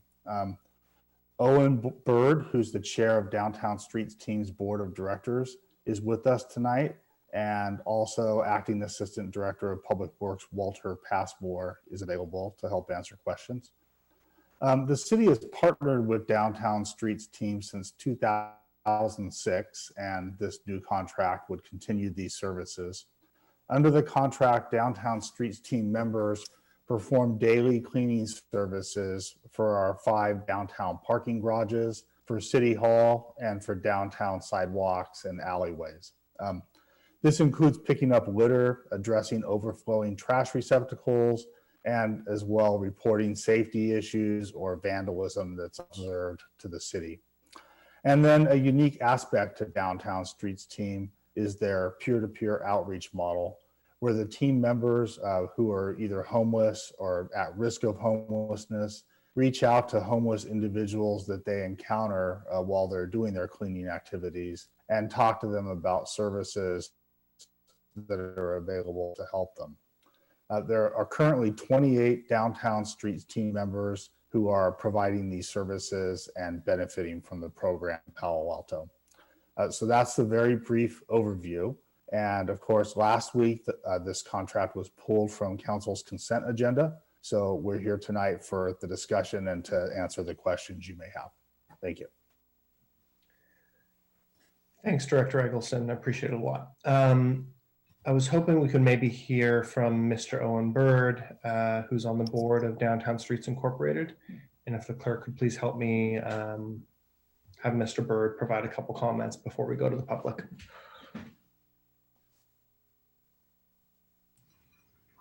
I made him a panelist. Hold on, I'll have him.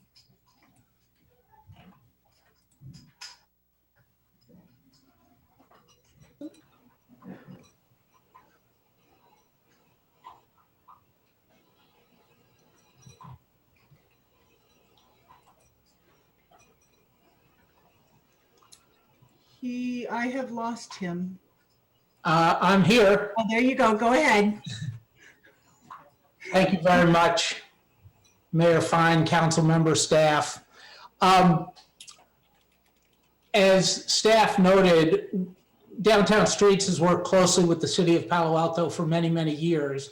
And I believe that the city has been consistently more than satisfied about the quality of the services that our team provides, as well as the benefits to our team members that come from their participation in the program.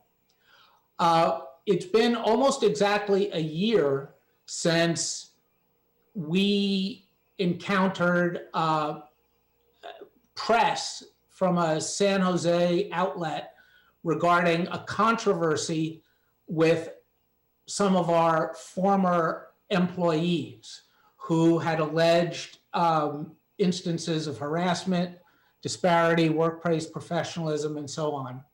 And I believe that tonight the item was pulled in response to those issues, not any issues surrounding the quality of streets team services downtown or the quality of the work towards housing and employment that our staff does with our team members. So let me jump right into that.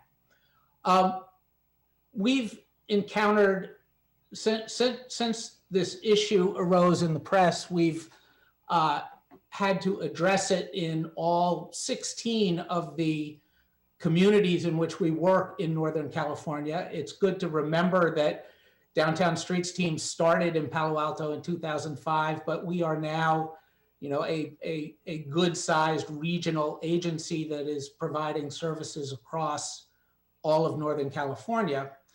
And in the course of doing so, we have had to address the allegations raised in the press with many of the different agencies with which we work. So Palo Alto's no exception. It's a difficult circumstance. And as I've explained in the press, and I said to the Finance Committee, we said to the HRC,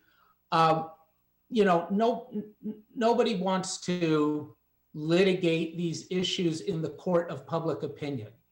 Unfortunately, that's where we have found ourselves because former employees brought to the board of directors allegations and concerns about these issues that we in turn investigated. We took extraordinarily seriously.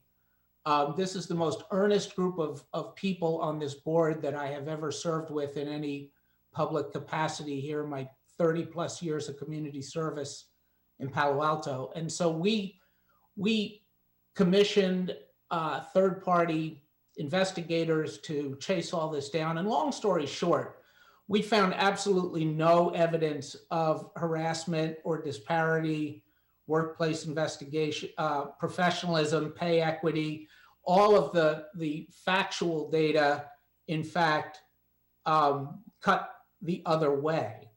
What we did discover is that back in 2013 and 2014, there were two holiday parties, two staff parties where there was too much alcohol. And the agency's culture had since corrected itself. The board, by the time this came to us in 2017, 2018, their alcohol had been removed from the organization's culture and sort of the ship had righted itself. But I made a personal commitment to the former employees that we would do everything we could to make the institutional changes to make sure that we had the best possible culture. And we did. We created a strengthened human resources department. We added resources, including a director of HR with direct access and reporting to the board. We created a board level HR governance committee. We increased manager and employee training. And we adopted guidelines to ensure standards of professionalism that align with the organization's growth. For a couple of the former board employees who were the complainants in this matter, that was insufficient. They want the board to fire two of our senior staffers, Eileen Richardson and Chris Richardson. The investigations that the board performed did not reveal information that would lead to that being an appropriate response to what had happened. In fact, just the opposite. We found that the institutional changes that we made a whole lot of sense, but that it's very easy to sort of tell one story in the press, but in the absence of a filed lawsuit or other sort of systemic approaches to a dispute resolution, there's really nothing we can do. And so anyway, the issue that is now before the council is the council's or the request by some in the community for us to produce these investigative reports publicly. And of course, we can't do that because we have privacy obligations to our employees. Just as if someone raised allegations against the city manager and senior staff and the city investigated, there's no way in the world that the city attorney would recommend to the council that the council release those confidential investigative reports into the public eye. So we're left with this conundrum where the board is saying to all the communities in which we work, including Palo Alto, trust us. The California Attorney General has the Registrar of Charitable Trusts, which delegates to boards like ours the obligation to operate in an appropriate manner. and we believe we do so. And so we've said to other communities, we hope you'll continue to work with us. Our services to our team members, our services, our cleanup services to the community are of the highest order, and that the board will continue to fulfill its obligations under California law to operate the organization in the best, most responsible way. So I can say, as a resident, a 30+ year resident of Palo Alto, I very much hope that Palo Alto continues to engage with downtown streets. And I hope that we enter into this contract for this next 3 years, and we can continue to do the good work that we've done for so many years in Palo Alto. If you choose not to extend the contract with us, I'll be disappointed, we'll be sad, but we've got 16 other communities that we're working in, and no shortage of need to address homelessness and poverty in the midst of this pandemic, as well as continue to provide the cleanup services that we do. So I'm happy to answer any questions that you have, but I'm not sure that I really have anything new to add beyond everything I just summarized that was contained in the statement that we put out on December 18th of last year. We are exactly in the same posture that we were then. I wish that this could be resolved and put to bed in a satisfactory way. I don't think it can be. I think that some of the complainants will continue to be disappointed in the board's decision not to terminate the employment of some of our senior staff. And I don't really have an answer for that other than to bring it back to our mission, which is to end homelessness, and the fact that the city has partnered with us for so many years in pursuit of that mission, I hope will encourage the city to continue to do so. So let me end it there and offer to answer any questions you may have. Thank you, Mr. Berg. We appreciate it. I'm going to ask that we go to members of the public and then return to the council for questions of staff or Mr. Bird. Any members of the public that wish to speak on this item, the approval of a 3-year contract with Downtown Streets? Please raise your hand or dial *9 on your phone. At this time, we have 3 speakers: Aram James, to be followed by Rebecca Eisenberg, and then Winter Dellenbach. Aram, go ahead. So, I'm very curious. Serious sexual assault allegations, not just the San Jose Insider, but Palo Alto Online, the Palo Alto Weekly, major alleged improprieties, sexual allegations, and I said allegations, against the 2 members in question, Eileen and her son, Chris, that if you look carefully at the allegations, there's a hint that there's these should have been charged criminally in the first place. Secondly, let me ask you this. My client's charged as the perpetrator, and then I get to select the sole investigator in the case, and then present that to the fact finder, and then only release those portions of the investigation that favor my client. That's not the way it's supposed to work. There needs to be an investigation by the plaintiff, so to speak, by the city, independent of this very sanitized presentation by Mr. Owens. He hasn't been subject to cross-examination on any of these claims, and they're not going to release the report. Some of these employees, the privacy privilege doesn't apply to, I would argue. Some of them are former employees. Some of them may have been willing to waive any privacy interest. We don't know about that. And let me ask you this.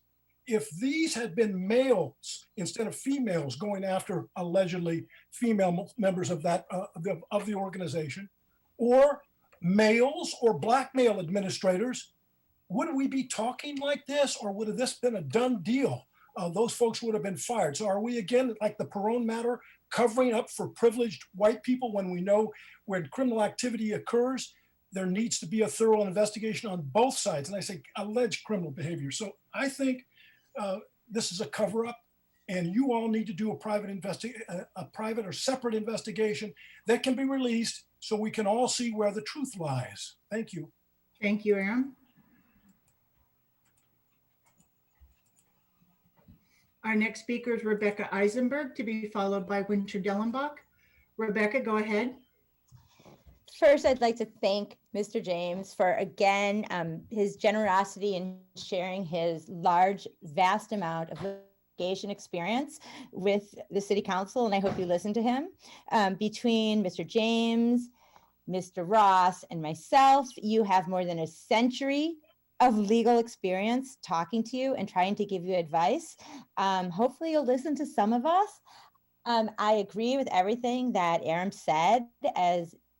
As always, he is correct. I want to especially point out that privacy concern.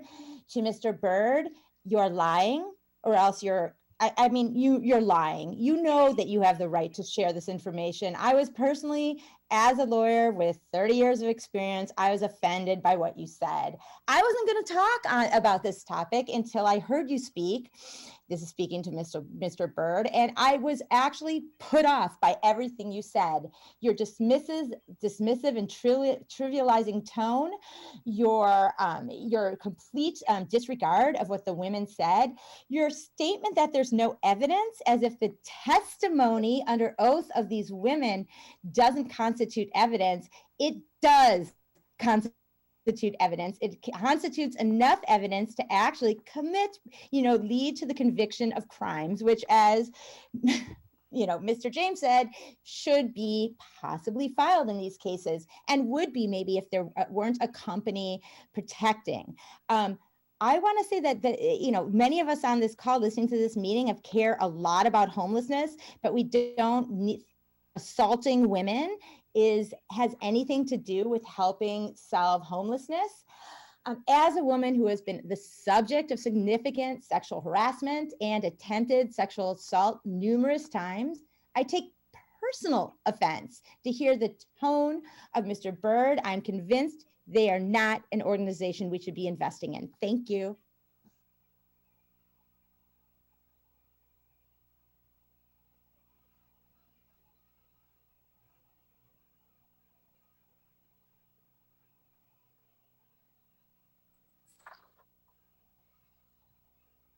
Have you called on me?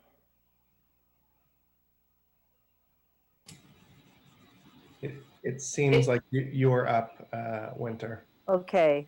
Yes, it's Winter Dellenbach. That was Sue Dremon's excellent article in Palo Alto Online about this. There were actually 11 women that were complaining.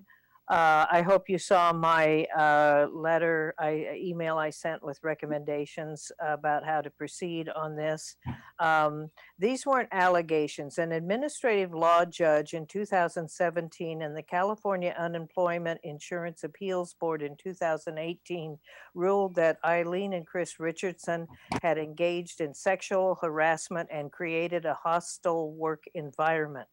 And yet Eileen Richardson denied that there were ever any problems with Downtown Street Team's work environment. Those claims, she said, were unfounded. Owen Byrd consistently, over and over and over again, says it's unfair to drag Richardson through salacious accusations when they received a clean bill of health, through the investigation, and the investigation unearthed no significant concerns. Well, we don't know that because nobody's ever seen this investigation. And he also says, now we move on, but we should not move on. Eileen and Chris Richardson continue to head Downtown Street Teams, and Owen Byrd continues to deny that anything happened. And yet an administrative law judge in the Unemployment Insurance Appeal Board found that in fact, it did happen. Palo Alto currently has 3 contracts with Downtown Street Teams. Now's the time for meaningful due diligence at last. You need to ensure you're not putting people at risk and that you're not putting the city at risk. You can review this at Colos. You can review the report in closed session. And Owen Byrd told us tonight that they have so many contracts in other cities that he's willing to take the ball and walk away rather than allow you to do your basic due diligence and carry out your fiduciary responsibility. And so I encourage you to do what's right. Thank you. Thank you, Winter. Any other members of the public that wish to speak, please raise your hand or dial *9 on your phone. Mayor, find there's no other hands. Okay, thank you. And thank you to all of our speakers. Let's now please return to council and suggest a round of questions and comments before moving on to motions. Councilmember Niss. So where did he go? Do we still have our speaker up? And Councilmember Niss, if you're looking for Mr. Byrd, yes, he is with us. Yeah, I'm here. yes, there you are. Okay. Oh, and it's good to see you. However, so some questions. Here is what's making me very uneasy. The Valley Community Foundation recently went through something like this, and they had discovered that for years harassment had been going on, and no one was willing to say anything about it. Now, in this case, there were people who said something about it, but it appears to have been dismissed because, as I remember reading what I did, they didn't seem to have as much clout as those did who were running the organization. So there has been one suggestion that the reports be released with redaction. Have you thought of that?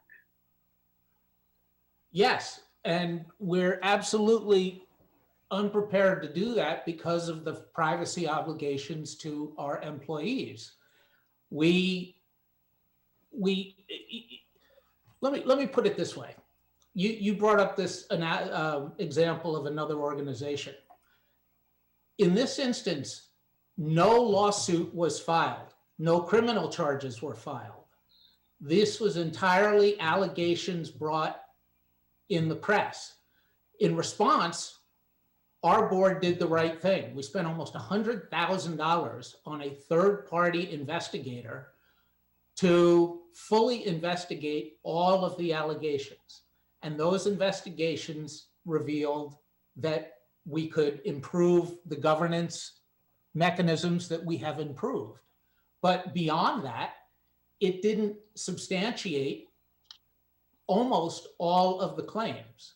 And so it's terribly unfair to our employees who have had to experience this one-sided effort through the press that is not analogous to what some of the speakers brought up about civil or criminal procedure, where in this case, there's been no procedure. It was just, people speaking publicly. So, okay, Owen, but let me put it in this category. Someone complained, and apparently they had some justification for their complaints. I am not worried about what Downtown Streets does in our city. They do a good job. I'm not concerned about that. What I'm concerned about is an overall reputation that was altered of Downtown Streets as a result of the allegations. That's my concern. And so even though I hear you're saying you don't want to release the reports, even with the redaction, that makes me uneasy.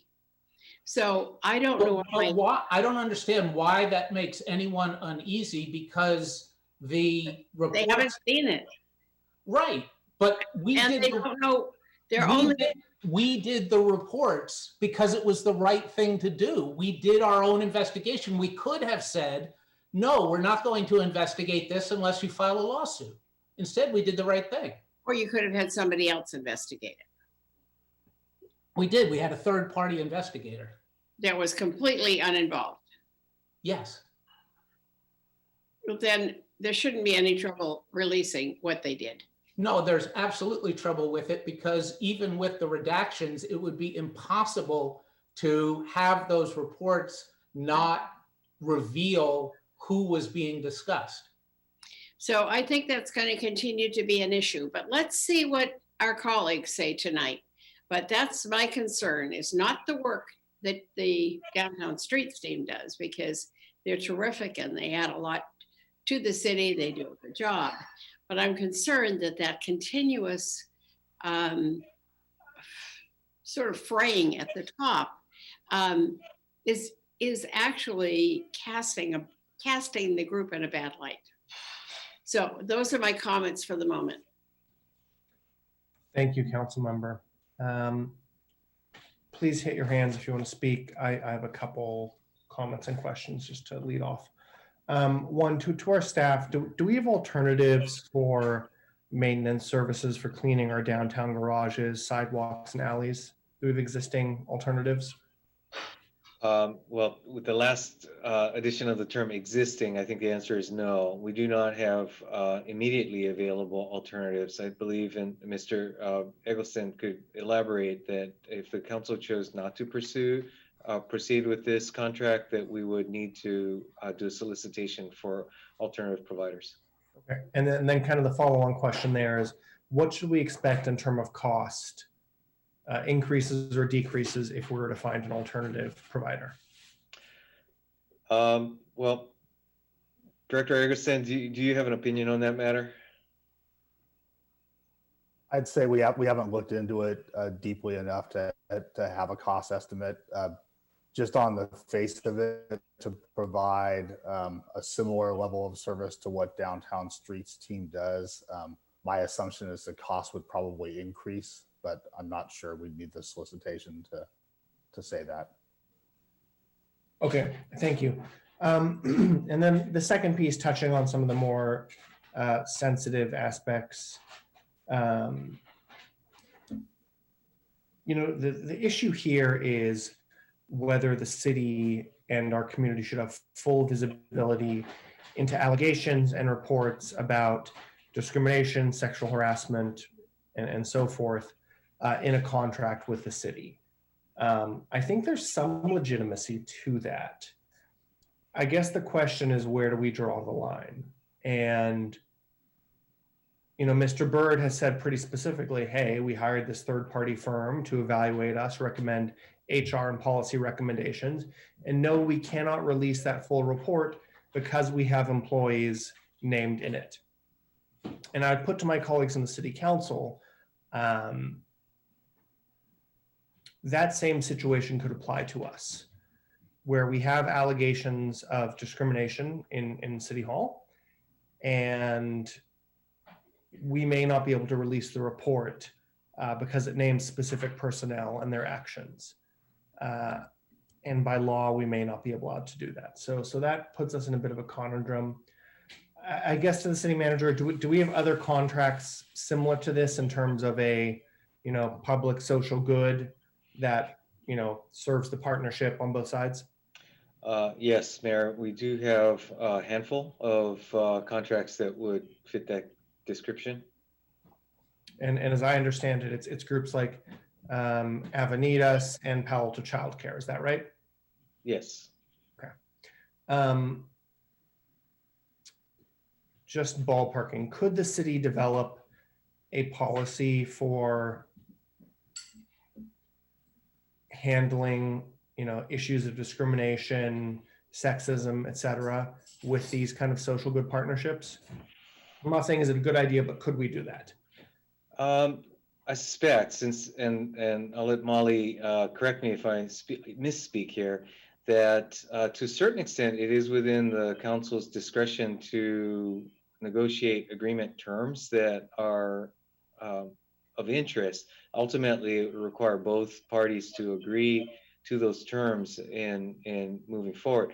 I would say, based on my experience, it would be more common in situations of agreements between a city and a nonprofit grantee, or I'll use the term grantee just as a generalization, that requirements or provisions that would be established, again, prospectively, looking forward rather than backwards, would be common and typically relate to issues as perhaps referenced earlier, reporting, settings, what reporting expectations would be for certain types of information, typically governance, perhaps board meetings, financial reporting. Those would be common, but I would say I have not encountered a situation in which personnel investigations were handed over from one partner to another. Okay. Just one or two last questions. And I mean, in terms of, priorities of what we're dealing with this year, do you think development of such a policy is a high priority for the city? I would note that we've had some discussions with our new city auditor on the general question, as I described, on a prospective basis, again, going forward, how our nonprofit agreements are structured. And again, there may be some best practices that could come out of that review and audit work to set, say for certain dollar thresholds, requirements associated with reporting and any transparency expectations. So it is possible, and depending on the priority as recommended by the city auditor and approved by the council as part of the audit work plan, that something like that might really be helpful for the city and the council to establish some expectations in that area. Thank you. I see the assistant city manager. Just one really brief question, Mr. Byrd. Why not just cross out the names of the affected parties? I'm sorry, Mayor Fine, you're asking me? Yes, sir. Why not just? Because there would be no way to redact these reports and still preserve the privacy of the people who were investigated. It's too obvious. Okay, thank you, sir. I appreciate that. Mr. Vice Mayor. Yeah, just one question for Mr. Byrd. So one of the public speakers mentioned the ruling by an administrative law judge. Was that essentially settling a lawsuit, or how would you characterize that? Two completely different things. There was, and the confusion is that the same person is involved in both matters. So there's all these allegations that were revealed in the press and that were brought to us that have never been the subject of any civil or criminal matter. Separately, there is a wage and hour investigation about whether or not we did our record keeping correctly around hourly employees. And that matter is before a judge, is going to mediation next month. And there has been no finding of fact in that matter. The judge said that the complainant alleged facts that, if proved, would substantiate a claim, but there hasn't been any fact finding in it yet, so there hasn't even yet been a claim substantiated. I think we're talking about different things. I'm referring to what was in the Palo Alto Weekly. It said the California Unemployment Insurance Board. Two different things. 2018, they made a ruling. That's a wage and hour dispute that is separate from these allegations of harassment. Okay, so the Weekly got it wrong. You're saying it said they ruled that the Richardsons engaged in sexual harassment? Yes, the Weekly got it wrong. Okay. I have a question for staff, and the report, I'm getting an echo. Somebody could mute. Yeah, it is. I don't know where. That we removed services for Linton Plaza and Cogswell Plaza and some other places from downtown streets. So who's providing those services? Go ahead, Director Eggleston. I believe it's, Kristen's here, she can correct me if I'm wrong. I think it may be Gachina, who's a contractor for Community Services Department. Is there any reason that we took those away from downtown streets, or just curious? I'm not familiar with the history there. I can weigh in on that. That was part of our department's overall budget strategy for this fiscal year. So it's actually cheaper, or? Actually, I believe, and Kristen, could correct me if I misspeak here, that there was some overlap in service areas between contractors. And so the removal from downtown streets contract was in order to eliminate that duplication or overlap in service areas. Okay. One of the members of the public sent in a part of our code that says the occupants or tenants have to clean the sidewalks. And I guess we're funding downtown streets to the University Avenue Parking Fund. I just was curious. So are we effectively saying that the tenants are paying for this, or I guess the property owners? Well, and this is where Molly may step on me if I misspeak, along the lines of those are general funds and treated accordingly. That and certainly those who contribute that funding would agree with what you just said. That's because it's generated from the downtown area, that this use is essentially them paying for it. So again, it's a question of perspective. Yeah, I guess Herb Borak sent in a letter. I don't know if you saw it, Molly, that suggesting under our code that they actually should be paying these costs more directly. Do you have a comment on that? Well, my only comment, I can verify the Muni Code site, but my comment is, we've spent many hours over the last few months talking about how to support small businesses. So, yeah, and be surprised if council wants to adopt a policy that frontline retail should be paying for a city service that can be paid for out of the parking lot. Yeah, I wasn't going that direction. I just was trying to understand if I think the city manager answered me in terms of whether this was kind of coming from a business fund or the general fund. Sounds like it's a general fund. Yeah, these are general funds is my understanding. Okay. And there were a lot of discussion online. I thought some people said it really well, which again, I don't think any of us have an issue, or we actually appreciate downtown streets team service. And, it's very difficult tonight. We don't want to harm those employees, the work they're doing. I think the mission of downtown streets is a good one. And so it's really kind of a tough issue. And I appreciate the comments about, being tried in the court of the public. Again, looking through our contract, there's a non-discrimination clause, clause P, and then there's a hold harmless clause, clause O. And so again, I'm going to go back to you, Molly. Is this discussion tonight in terms of a hold harmless clause? We are, we've heard of these alleged issues. We're questioning it. We're asking about it. Is there a scenario here where the city, where that hold harmless clause could be pierced essentially to the city? Are you asking whether the city could be responsible for employment type of violations if they were occurring at downtown streets? Yes. I don't see one, no.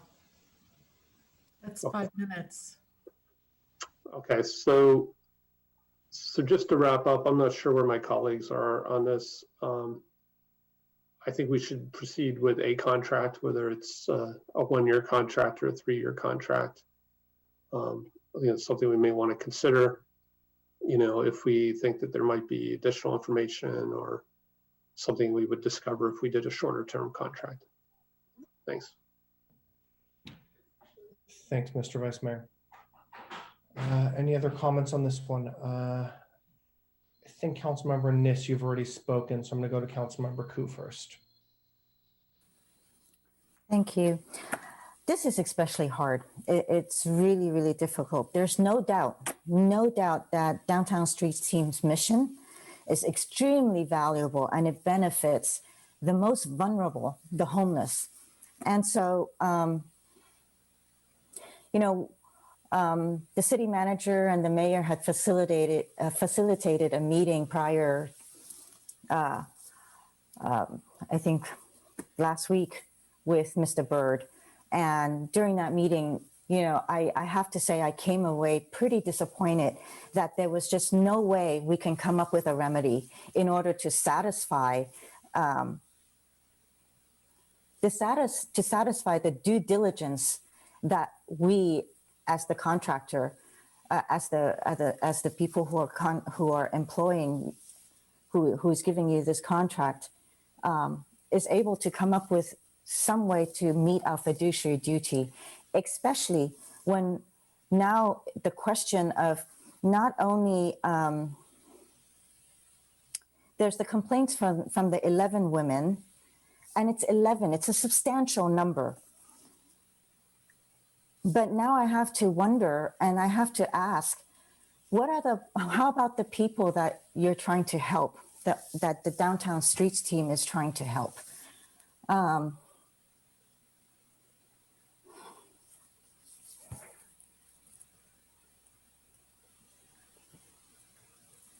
Excuse me.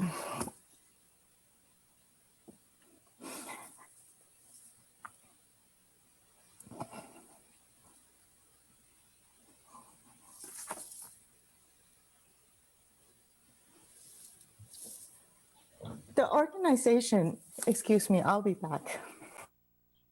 Thank you, Councilmember Koo. Councilmember Niss.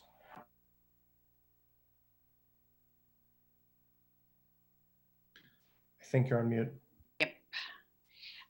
What makes the most sense to me at this point is to have a 1-year contract. And I will tell you why. We're still uneasy with what this says, where I can tell Owen is not comfortable with providing anything that's redacted, which makes me uncomfortable. I've told you that the Community Foundation occurrence is still very fresh in my mind. And it was one where people said, we actually should have aired this several years ago. So again, I'm not unhappy with the work at all that the streets team is doing. I see them out a lot. This is a lifeline for the people who are fortunate enough to be chosen for this. And Eileen is very much behind all this. I've known her since this started. But that would be my recommendation at this time. And I would make a motion that we renew the contract at this point for 1 year. Thanks, Councilmember Koo, or Councilmember Niss. I know we haven't heard from council members Filseth or Tanaka. If you have comments, please just hit your hands. Are we going to wait for the motion? That was the motion. I think. Oh, you want to see it on the board? Yes. I didn't understand that was a motion. My apologies. I will. Okay. I will second the motion, actually. Okay, let's just. So Councilmember Niss moved to authorize the city manager to execute the contract to provide cleaning services for a term of 1 year. Seconded by Vice Mayor Du Bois. Councilmember Niss, do you care to speak to this? I think I've spoken to this pretty definitively. I see all the sides of it, but I think having a year to look at this and mull it over would probably be a good idea. Great, thank you. Vice Mayor Du Bois. Yeah, first, I think that total amount should be divided by 3. It should, yes. Thank you. I didn't pick that up. You're right. That's the 3-year contract. Yeah, my thinking actually echoes Councilmember Niss's that, again, I don't want to rush to judgment because of kind of things in the public, but we also have kind of multiple reports, multiple sources. I am kind of uneasy. I think a 1-year contract, let's us kind of continue to monitor the situation and have some more time to think about where we go from here. Okay, thank you. Councilmember Filseth. Well, it seems to me that there are kind of two questions here that we're sort of wrestling with. I mean, so first of all, you know, they're a supplier to us. They're not organizationally part of our organization, and so, you know, our span of management control and so forth is constrained. But I think we are, you know, it's certainly appropriate that we ask questions. Just the same as you know, you'd want to know that your overseas supplier supports fair labor practices too, right? Or not unconscionable ones, right? So it seems to me that there's two questions here. One is there a reason to believe that you know, there's some kind of problem with DST's practices and policies now? Okay, kind of an ongoing thing. That's one. And the other one is, you know, did something happen in the past that was so egregious that you know, those people shouldn't be there anymore? And, you know, I think Mr. Byrd has already answered this, but let me ask it sort of really directly. Mr. Byrd, did the investigation that you guys authorized turn up evidence that somebody in the past did something so bad that, you know, that they shouldn't be there anymore?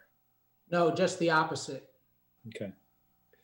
So what we have is okay. So thank you. Right. That's kind of what I think I heard. So then let me ask about the first one. Do you folks sort of publish your policies and procedures and you know, and practices and so forth? Is there do you guys have that kind of stuff documented, and do we have access to that? I'm not sure. I can't see why we wouldn't make that stuff accessible, you know, our HR manual and policy and all that sort of stuff. We don't publish it because we're not in the HR business, we're in the ending homelessness business. Yeah, of course. But you know, we'd have no problem documenting the quality of our HR operation. Okay.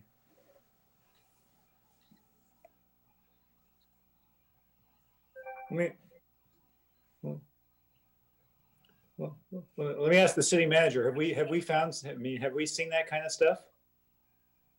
I do not believe we have at this point. Have we asked for it? I believe we have, and perhaps I may ask our Chief People Officer, Remy Portillo, to confirm my recollection of the conversations we've had to date with Downtown Streets Management. Yes, Mr. Byrd and this is Remy Portillo, Chief People Officer with Palo Alto. Mr. Byrd and I did have a conversation where we discussed the allegations and the request by the city for information. And we did talk about the interest in having a copy of the policies, or to see in what ways as an organization they have addressed practices and policies.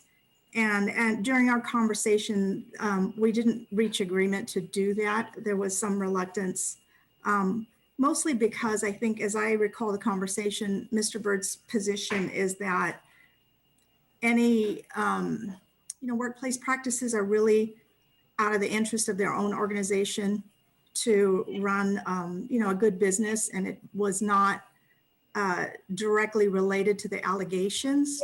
But hearing Mr. Byrd tonight, it sounds as if they are open to sharing.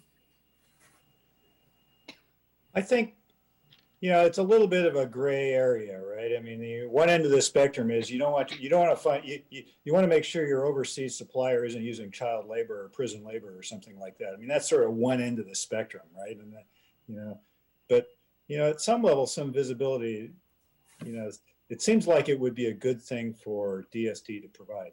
So I guess I would support, a shorter term extension. And I'd love for us to, I'd love, in the spirit of transparency, for us to be able to see that at the moment. And hopefully we'll renew a long-term contract a year from now. Thanks. So why don't you add that in if you want? That's just what you suggested there, because the reason for extending it for a year is to have more information than we do. And if we were to have some of the, you know, the HR materials, I would call them, that Ruby has just been talking about, that might provide some clarity for us. And if I can just speak up about that, be happy to do so. Let's just be crystal clear about mission creep. We're willing to produce documents that document the quality of our HR operation, but we're not going to produce documents that are specific to this investigation. No, I've heard that very clearly, and that's one of the parts that is troubling. But I think that also gets to Councilmember Philseth's point about understanding the general outlines of the operation, but not every specific about it. Yeah, I was more going towards the former, right? Right. I mean, I understand that the DST sort of feels sensitive about the specifics of this particular investigation. Councilmember, yeah, if I might help, there's a clear line between policies, practices, procedures, governance rules, and investigative materials and personnel materials. I think both the city and Downtown Streets will have no trouble at all understanding what documents fall on which side of that line. Right.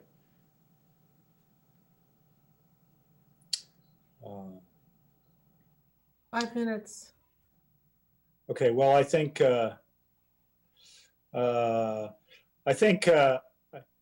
both Rumi and Mr. Bird know what we're talking about, but the suggestions we put in the motion that the DST supply Palo Alto with some of their governance, HR and governance practices materials. It's not in the motion yet. If you'd like to amend that, please do. Well, that's where I was going. Yeah. Okay. So there's a proposed amendment for DST to supply Palo Alto with governance and HR materials. Is that governance and HR practices materials? Okay. Is that accepted by the maker? Enthusiastically, yes. And Mr. Vice Mayor, the seconder? Yes. Okay, thank you. All right, thanks. Thanks, Councilmember Philseth. Councilmember Koo. Thank you, and my apologies. What was said about the administrative law judge that sexual harassment was found and it was a hostile workplace, that should be public record, right, Molly?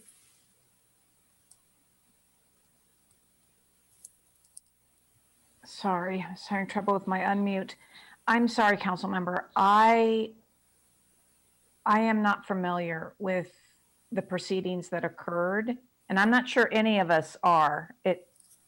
It might be that we are only reading materials in the local press, and those are not original sources. So I think at this point, the best source of information about the proceedings is Mr. Bird.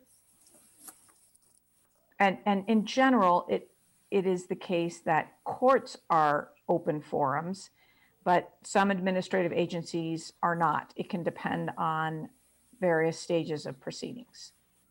So would it be something that you can obtain from the courts or wherever this resides? If I'm understanding Mr. Bird, there is no court case.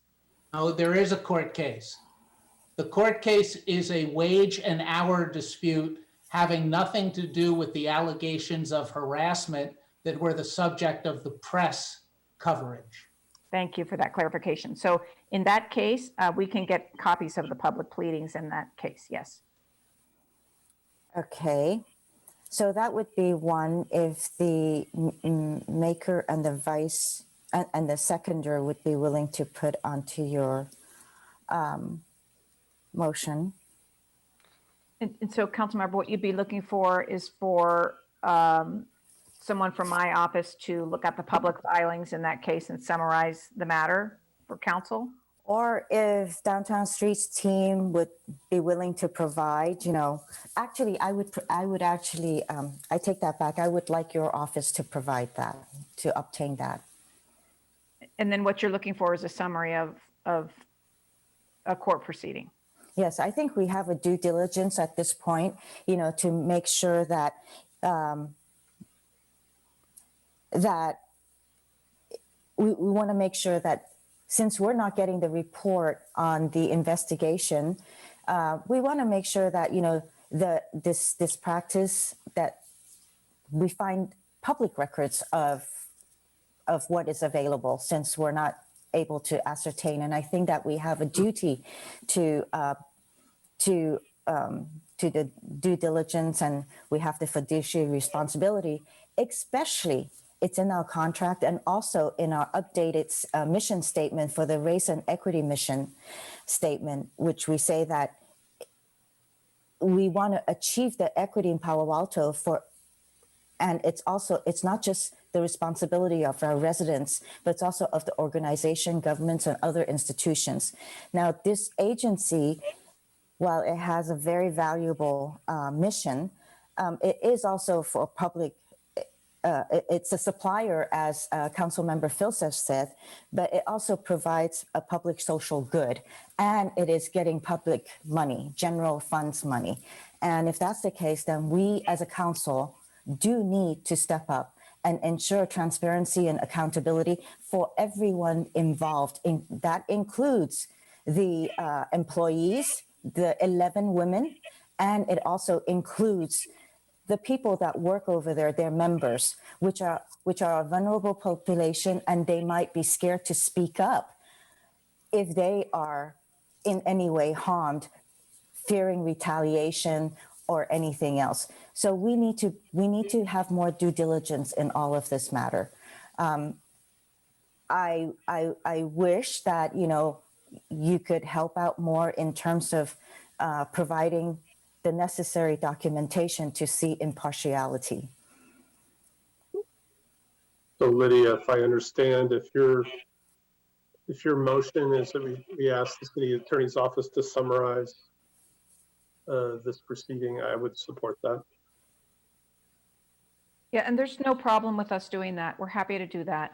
We might give Downtown Streets a call and ask them to assist us with copies of key pleadings and any court rulings. But otherwise, we have access to that material because it's publicly filed in court, and we're happy to review it and provide a summary for you. So, Ms. Dump, it's not only going to be requesting documentations from Downtown Streets team, but also obtaining those from the court. That's fine. Okay, thank you. Okay.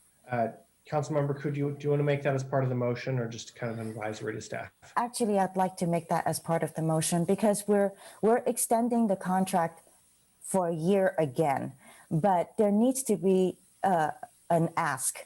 We need to put in place what we want to see from them in order for us to be comfortable to extend further beyond that 1 year. Okay. Does the proposed language here fit what you're looking for? To direct the city attorney's office to review and summarize legal documents relating to the ongoing lawsuit with Downtown Streets team? Yeah, ongoing and concluded, perhaps, because if I understand, this was a year ago, according to Mr. Byrd. No, it's not concluded. It's going to mediation next month. It's a separate wage and hour dispute that is completely independent from what hit the press a year ago. So Councilmember Koo, do you want to distinguish between those two, or do both? Yeah, I need to distinguish, because there's the ongoing wage and hour, but then, we are specifically also looking for to ensure that there is no sexual harassment or harassment otherwise going on. So if Ms. Stump, you could help with that. Well, on that one, assuming that when we look, we agree with the description Mr. Byrd has provided, which is that there is a public lawsuit that concerns wage and hour issues that aren't related to harassment or discrimination. then I'm happy to review the public filings and summarize them for you. They won't have any information about discrimination or harassment, assuming that we agree with the description Mr. Byrd has provided. It sounds like the documents that Downtown Streets have that address those issues are internal, retained third-party investigation and internal documents. And those are not something that I am able to have access to unless Downtown Streets wishes to provide them. They're the ones we've been asking for. Right. Okay, what I would suggest is direct the city attorney's office to review and summarize legal documents related to Downtown Streets. And I think we've discussed those. Actually, can we keep it the way it is? Because I don't want there to be false expectations that I am able to review investigative reports that are not in the city's possession and are not being provided. Understood. It's things in the public legal domain. Correct. Okay, Councilmember Koo, is that acceptable to you? Yes. Okay, so this is a proposed amendment. Councilmember Nist, do you accept this?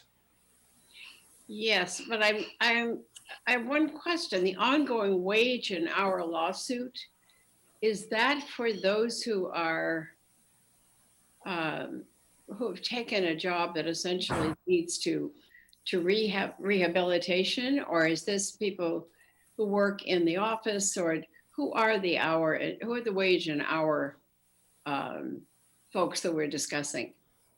Our staff, our employees. So no one that we're used to seeing on a daily basis, right? I'm not following you. So no one that we would see as one of the Downtown Streets team. So there's an ongoing wage and hour lawsuit. It's about whether or not we've done the paperwork correctly to keep track of our hourly employees. It's an administrative inquiry. It's a dispute that's about record keeping. It has nothing to do with the other stuff that hit the press a year ago. And other than there's people involved in both. I understand that, but I wanted to know who are the people who are the wage and hour hourly people. Employees of Downtown Streets team, former employees, actually. Okay. Well, so that's accepted by Councilmember Nist, yeah. Vice Mayor Du Bois? Yes. Okay, that's accepted. Councilmember Koo, anything else to add here? No, I do have a question though. Mr. Byrd had said that he also, the agency, Downtown Streets team also is governed by the district attorney, and they submit yearly or annual documentation in order, whatever it is that they have to submit. Is that of public record? What you submit to the district attorney? We don't submit anything to the district attorney. I referenced the Attorney General's acting as the registrar of charitable trusts. It's just it's the way that California law is organized to vest authority in the board of directors of a nonprofit. I see. Okay. That's it. I wanted to verify that statement that he had made. Okay, thanks, Councilmember Koo. Seeing no other hands, I'm going to suggest we vote on this one. Anything else from staff? Okay, hearing nothing, voting down alphabetically. Councilmember Tanaka? Yes. Vice Mayor Du Bois? Yes. Councilmember Filseth? Yes. I'm a yes. Councilmember Niss? yes. Councilmember Koo? Yes. Okay, thank you, everyone. I know this was tough, but it seems like we've reached some of a compromise that the city can continue working on over the next year. Mr. Byrd, thank you for joining us tonight. We appreciate it.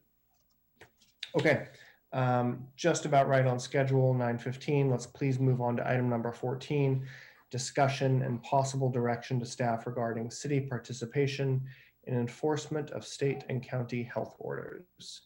Mr. City Manager, take this one away. Thank you, Mayor, members of the council. Once again, this is an item that was just added to your agenda late and really over the weekend. So appreciate your indulgence. This has been quite a fluid topic.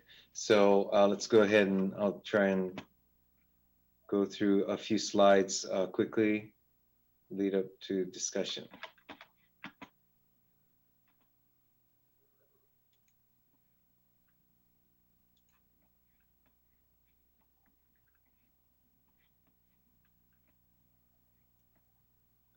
Beat me to it. Thank you, Ms. Horrigan-Taylor. All right, next slide, please, or first slide, really.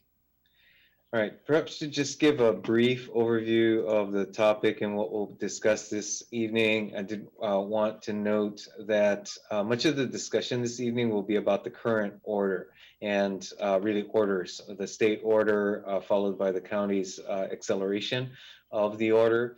But that said, we want to present a topic and talk about this in terms of the flexibility that we would hope to be able to achieve, and really, quite frankly, the need for flexibility on our part to reflect changes that may be happening in the directives as well as circumstances here in Palo Alto. We will review what's allowed under the new order from the state and local, state and county directives, and also discuss some what it means in terms of our involvement in enforcement, and also have some opportunity for discussion of some related topics. Next slide, please. All right, first off, and at the risk of repeating a bit of what we covered earlier this evening, I would like to have this discussion, this presentation be standalone for members of the community that didn't pick up on the manager's comments or other discussions earlier on. But clearly we're at a critical point in the pandemic. The lack of intensive care unit capacity is a serious issue, such that it extends beyond those who may feel less than concerned about COVID-19 specifically. To reiterate the message from our county health officer and county leadership, that the lack of this ICU capacity means you may not receive the type of care that you're used to in terms of other traumatic needs, whether it be a heart attack or other needs that our stretched system would typically provide. Those are serious concerns at this point in terms of being able to meet other needs for acute care. Hospital staffing in particular is a specific concern in that typically counties may draw on each other, not unlike our own mutual aid system, as we have experienced with fire response, that in this case, the availability of staffing is a concern here in Santa Clara County, as well as in other counties, such that should the capacity be stretched even further, that help is not available and is a concern for us all. The message from our partners is it's critical that where there is discretionary response from the community, this is where we really need to lean on each other and do our part to stay home and only engage in essential activities. Travel outside the county is strongly discouraged, with a 14-day directive to self-isolate following any non-essential travel outside of the county. We've included on this slide some of the graphics, the visuals provided by the county, and that we will be in our own communications reusing much of these visuals, because it's important that we have common messaging and again, reinforcing our part of this larger county and regional system. Next slide, please. Now, in terms of what this means, noted stay at home, community orders and really minimizing and avoiding any gathering outside of your own household. Again, gatherings not permitted, and with very limited exceptions for worship and First Amendment activities. Next slide, please. Some specifics, we discussed this earlier, again, using graphics that come from the County of Santa Clara. On-site dining at restaurants and a number of other food facilities are prohibited, closed, certainly indoor as well as outdoor. Limited service business such as grooming and landscapers also, again, closed indoors and outdoors. Amusement parks, smoking lounges, and the like, again, from a countywide perspective. There are some businesses that are open, which includes retail, shopping centers with limited capacity at 20%, essential infrastructure, healthcare facilities, and hotels that are open with specific limitations. Next slide, please. And then specifically here in Palo Alto, that we do have severely limited areas or businesses that are open, restaurants for takeout and delivery only, personal services such as salons that are closed, limited services are not available, such as the landscaping dog groomers, and construction is allowed with very limited, with restrictions. Grocery stores do have a higher level of occupancy allowed than other retail, 35% in this case. And then finally, as noted earlier, the California Avenue and University Avenues have now been reopened to vehicular traffic in order to facilitate both retail and restaurant access for pickup, delivery, and other short-term uses and in support of our retail businesses. Next slide, please. And then with the health order in effect, many other activities are closed indoors but open outdoors. They include gyms and some fitness classes, recreational facilities, and swimming pools. Number of other businesses that are closed both indoors and outdoors. And let me be the first to point out that we are continuing to seek clarification on some of these items. I wouldn't be surprised if there are some refinements in the definitions as going from the macro to the specific on different types of businesses. We've seen some movement in clarifications of what's allowed and what's not allowed. Next slide, please.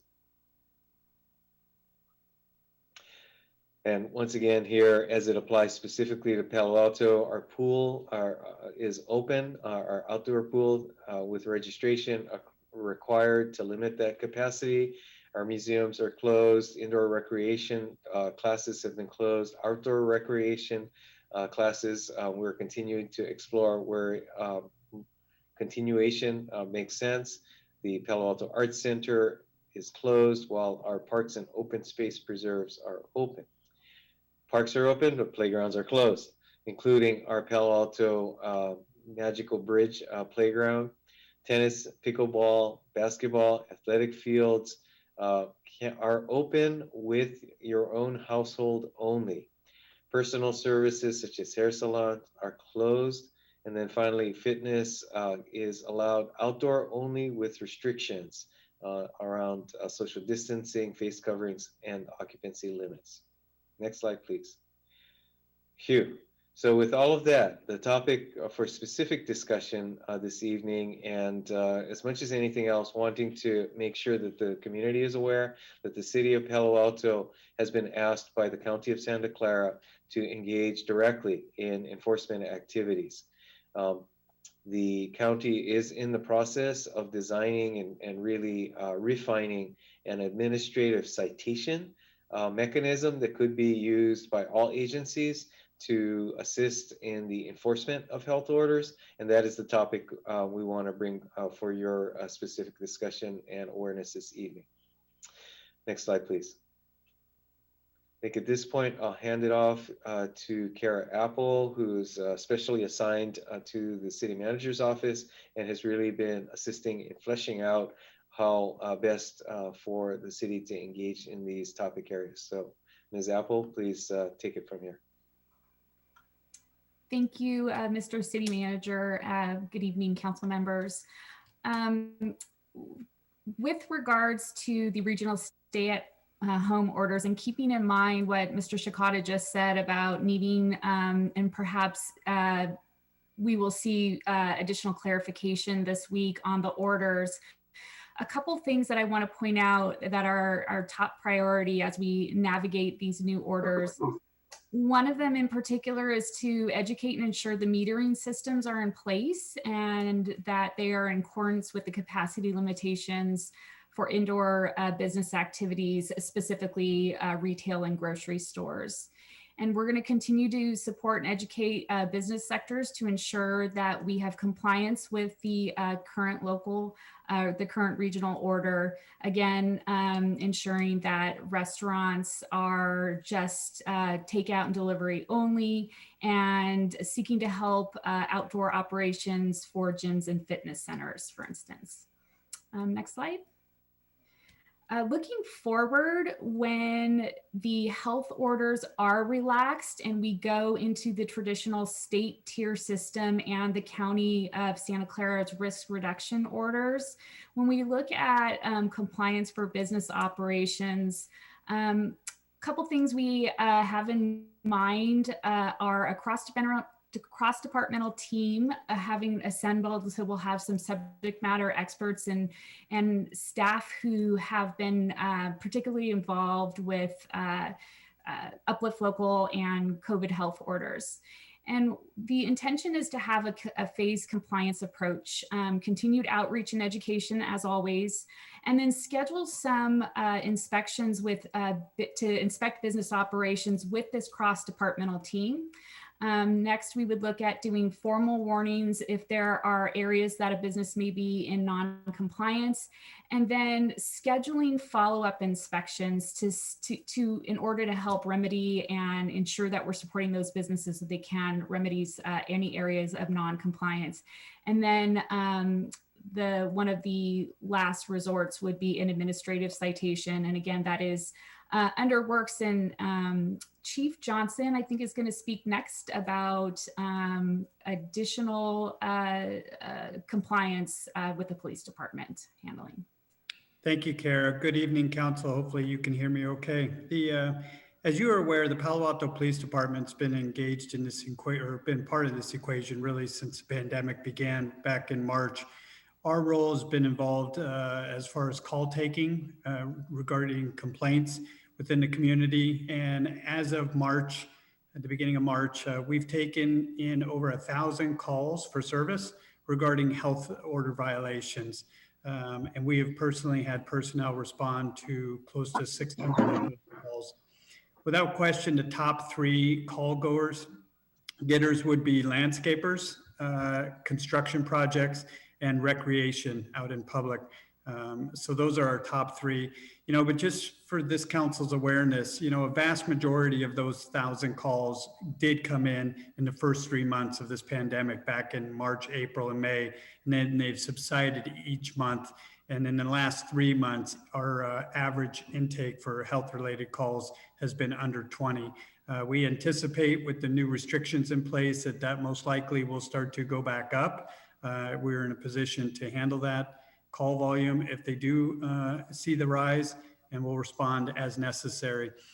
As Kara mentioned, with the business approach, our approach is also relatively the same and has been the same. As you may remember, we put together 3 tiers as far as enforcement when this began, with education being the first, and preference is for us to go out, educate, and gain voluntary compliance with violations.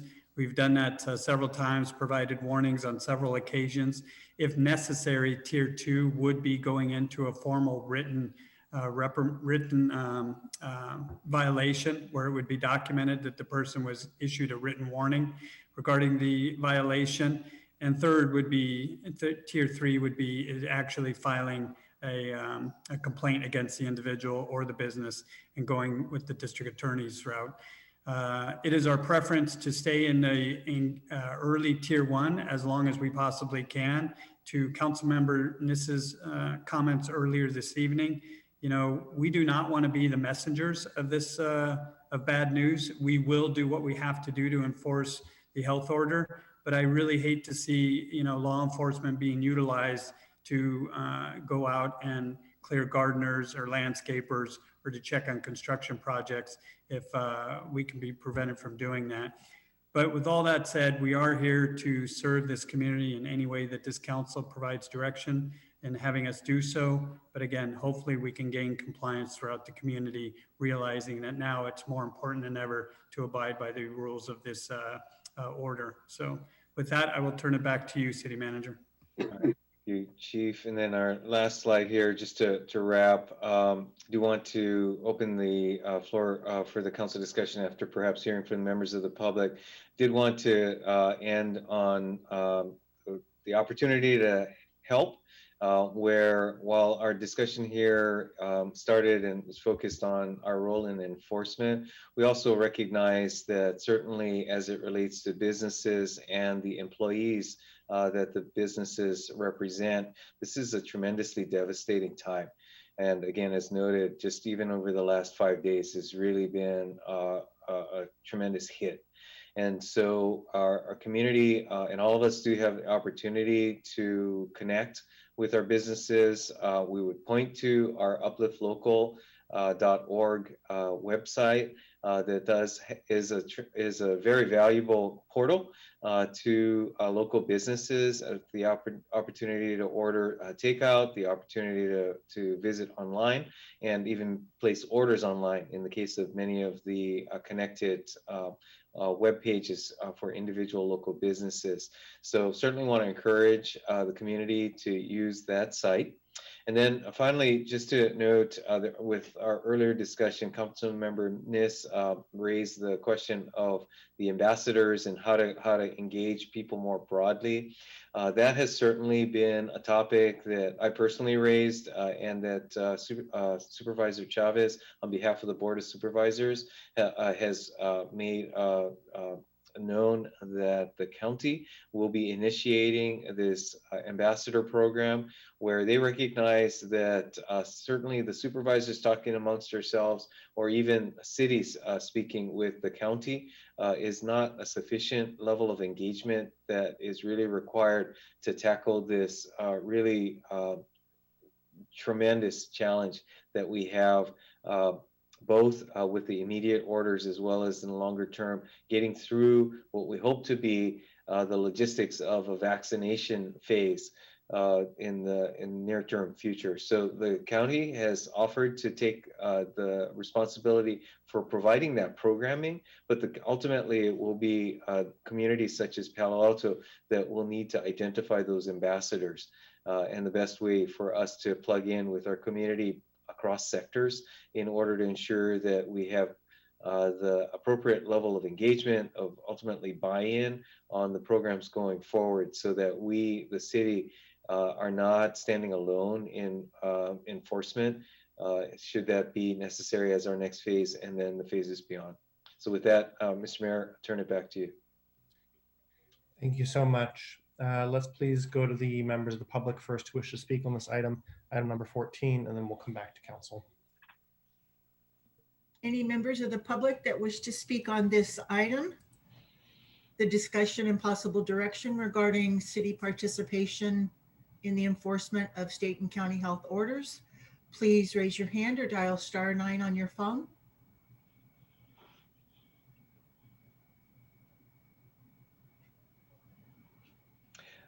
Mayor Fine, I have no hands. Okay, thank you. I'm just going to lead off. I have a couple comments and maybe one question. First of all, really want to emphasize the seriousness of this. A few of us were on the call with Dr. Cody and county health officials this afternoon. And a couple notes from that call. So first of all, the county's health order, all counties except San Mateo, only accelerates the timetable for what the state would have imposed on us otherwise. And beyond that, we're still under the purple tier here in Santa Clara County, which has its own overlapping and sometimes additional requirements. With regards to a vaccine, the county expects slightly over 17,500 vaccines from Pfizer by the middle of December. And those priorities for delivery of the vaccine are determined by the federal government. And the county does have a vaccine task force, which I believe Councilmember Niss has joined to provide some advice on. Two things really stood out to me in today's call. One is, as I mentioned earlier, where Dr. Cody mentioned infections are going up like a rocket ship.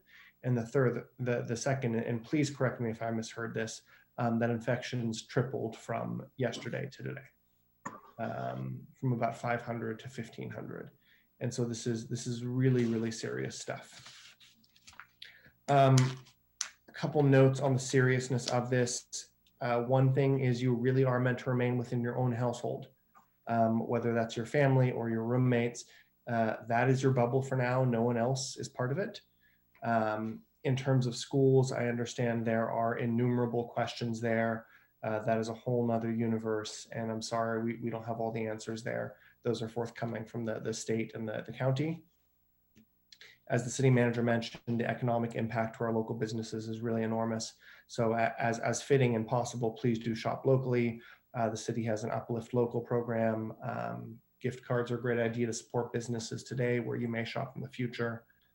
I guess my one question kind of touches on the administrative citations. So far we've mostly been doing educational prompts to folks, right? Saying, here's the rules, please do this. What would the other side of that spectrum look like? Would it look like ticketing of people who may be violating the health order? What's on the other end of that? Yes, let me ask either Lieutenant Apple or Chief Johnson to respond on the particulars of that administrative site. Yeah, either one. On the police department side, obviously we have the written warnings, which is equivalent to a citation, but it's non-criminal. It's just an official documentation of the incident.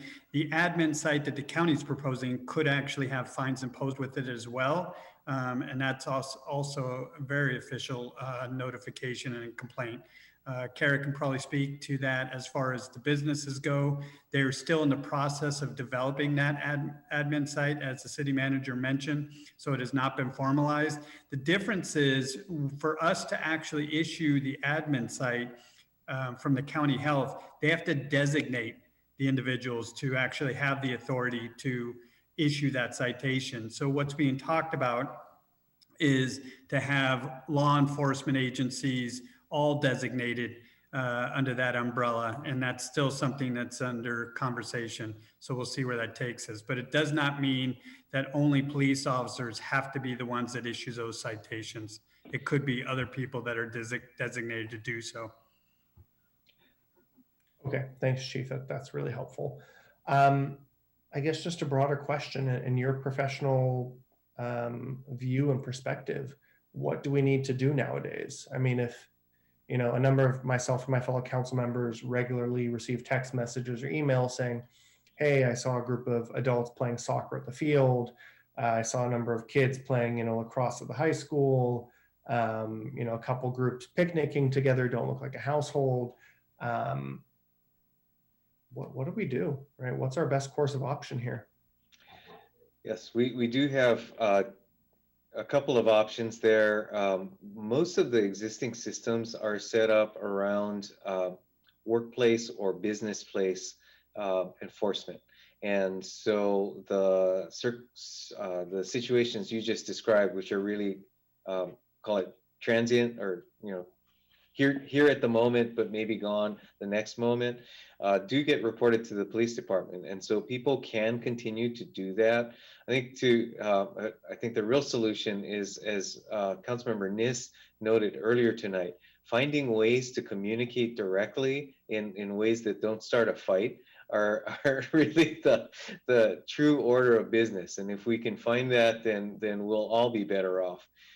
Failing that, those items or those issues being reported to the police department. I believe Chief Johnson can elaborate, but basically would be responded to on a resource available basis. It won't be treated as an emergency, but if resources are available, then the police department does respond.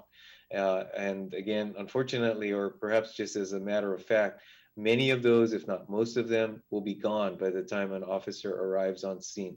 But nonetheless, they will be treated with the appropriate level of response.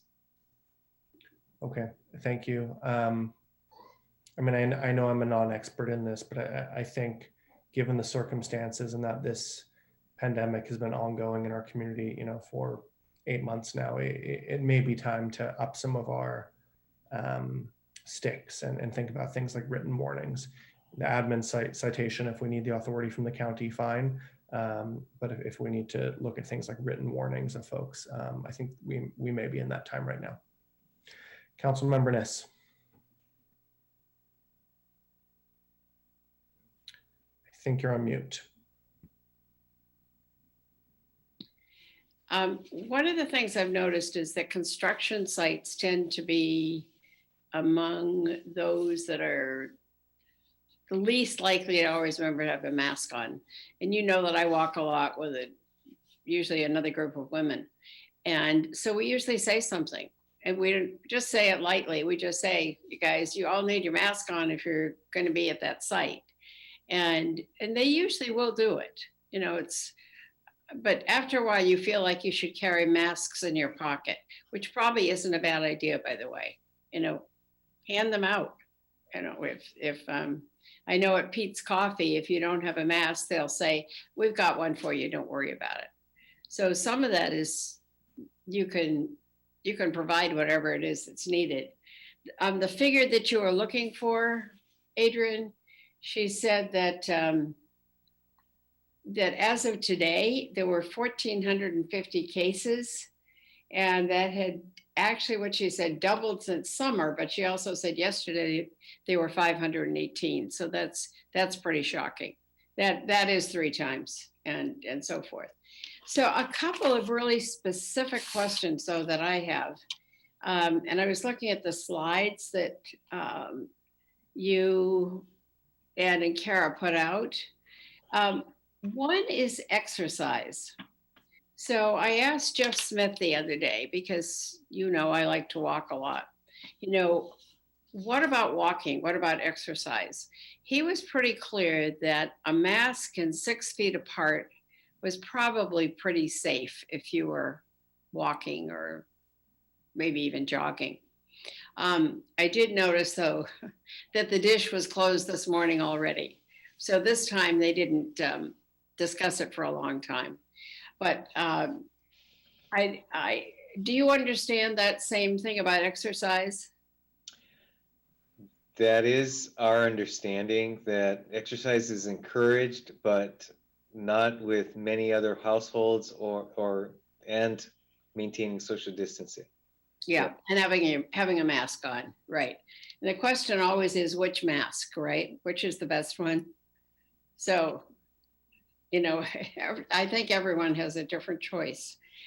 What about the parklets? However, I'm going to switch the topic.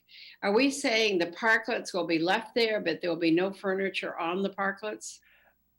I don't believe we've made any directive related to furniture. I think, quite frankly, businesses have decided to take those indoors rather than leave them out, since they're not using them on an ongoing basis. But to your initial question, yes, the parklets are remaining and hopefully will be reoccupied soon. Okay. So, and when they're reoccupied soon, though, does that mean that in the meantime, the cars just avoid them, right? Well, in the meantime, they take up parking spaces. So those spaces are not available for parking. That's accurate. And so we're making arrangements and have asked businesses to give us feedback on loading areas, short-term parking areas that businesses will need. So are we talking just one lane open or both lanes?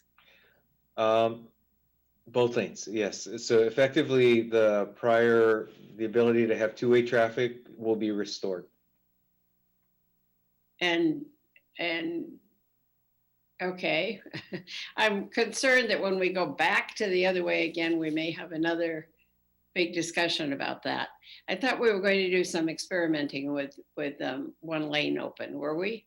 That was the discussion, but now that all of the in-street dining has basically closed down, it allows us to have two-way traffic on University Avenue and California Avenue and Ramona as well. So those the three streets that were in some way restricted, that will no longer be restricted as far as traffic, vehicular traffic goes. So the headline is all of the streets will be two-way. Yes. Okay, because that's a big change. Yes. Okay, that is. What about farmers market? Back to where it was? Farmers market will operate as it has previously. So again, the streets are shut to vehicular traffic on Sundays. Right. Or sorry, that's just California Avenue is closed to vehicle traffic on Sundays. I believe the downtown market doesn't really affect traffic. So that will also continue to operate as it has. Okay, so thank you for letting me jump around here. Another big discussion in my neighborhood has been Christmas Tree Lane. And I saw that you had made a decision on it. I would mention that San Carlos has something very similar, and they decided that you could drive it only, there'd be no walking. So, but what you said to Christmas Tree Lane is no lights? There's we'll say, is that what I read? No change in the city's streetlights.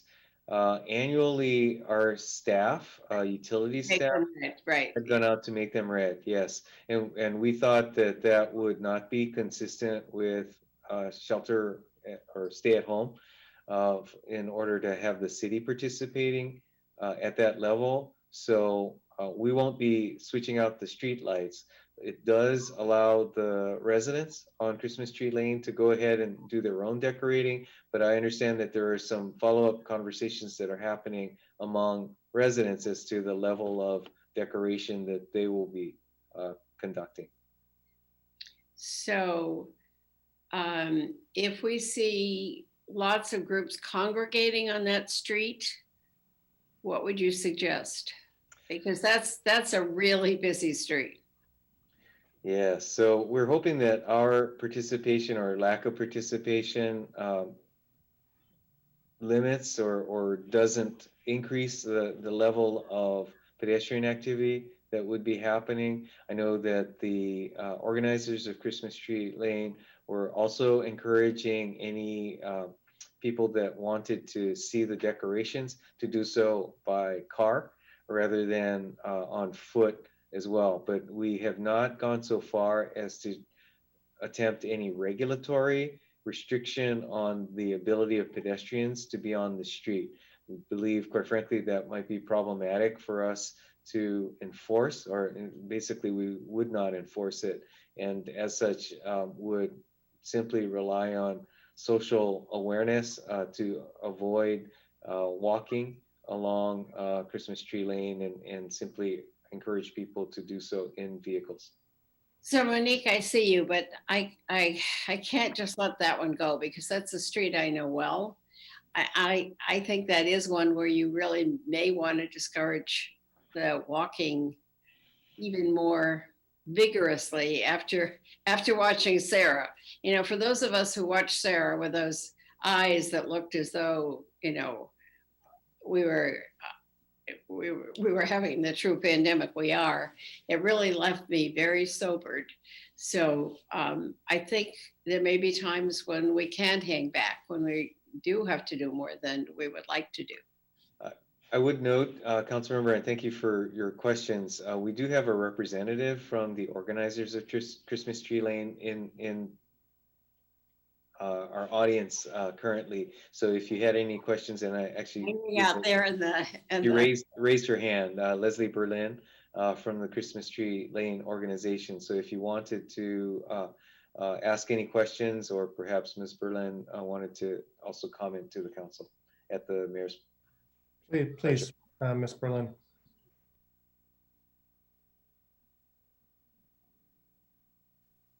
Hi, gonna this is jump Leslie. in? This is Leslie Berlin. Can you hear me? Yes, we can. Absolutely. Okay, super. Nice to meet you. Yeah, I'm the volunteer chair of Christmas Tree Lane this year. This is our 80th year lighting up the street. And I just wanted to be here to answer any questions you had, to let you know that I have been in direct email communication with Dr. Sarah Cody specifically on the question of how we can do Christmas Tree Lane in a safe way. And she's bringing that question and has brought that question to her team that helps with the applications of orders in various scenarios. So we're waiting to hear back from her.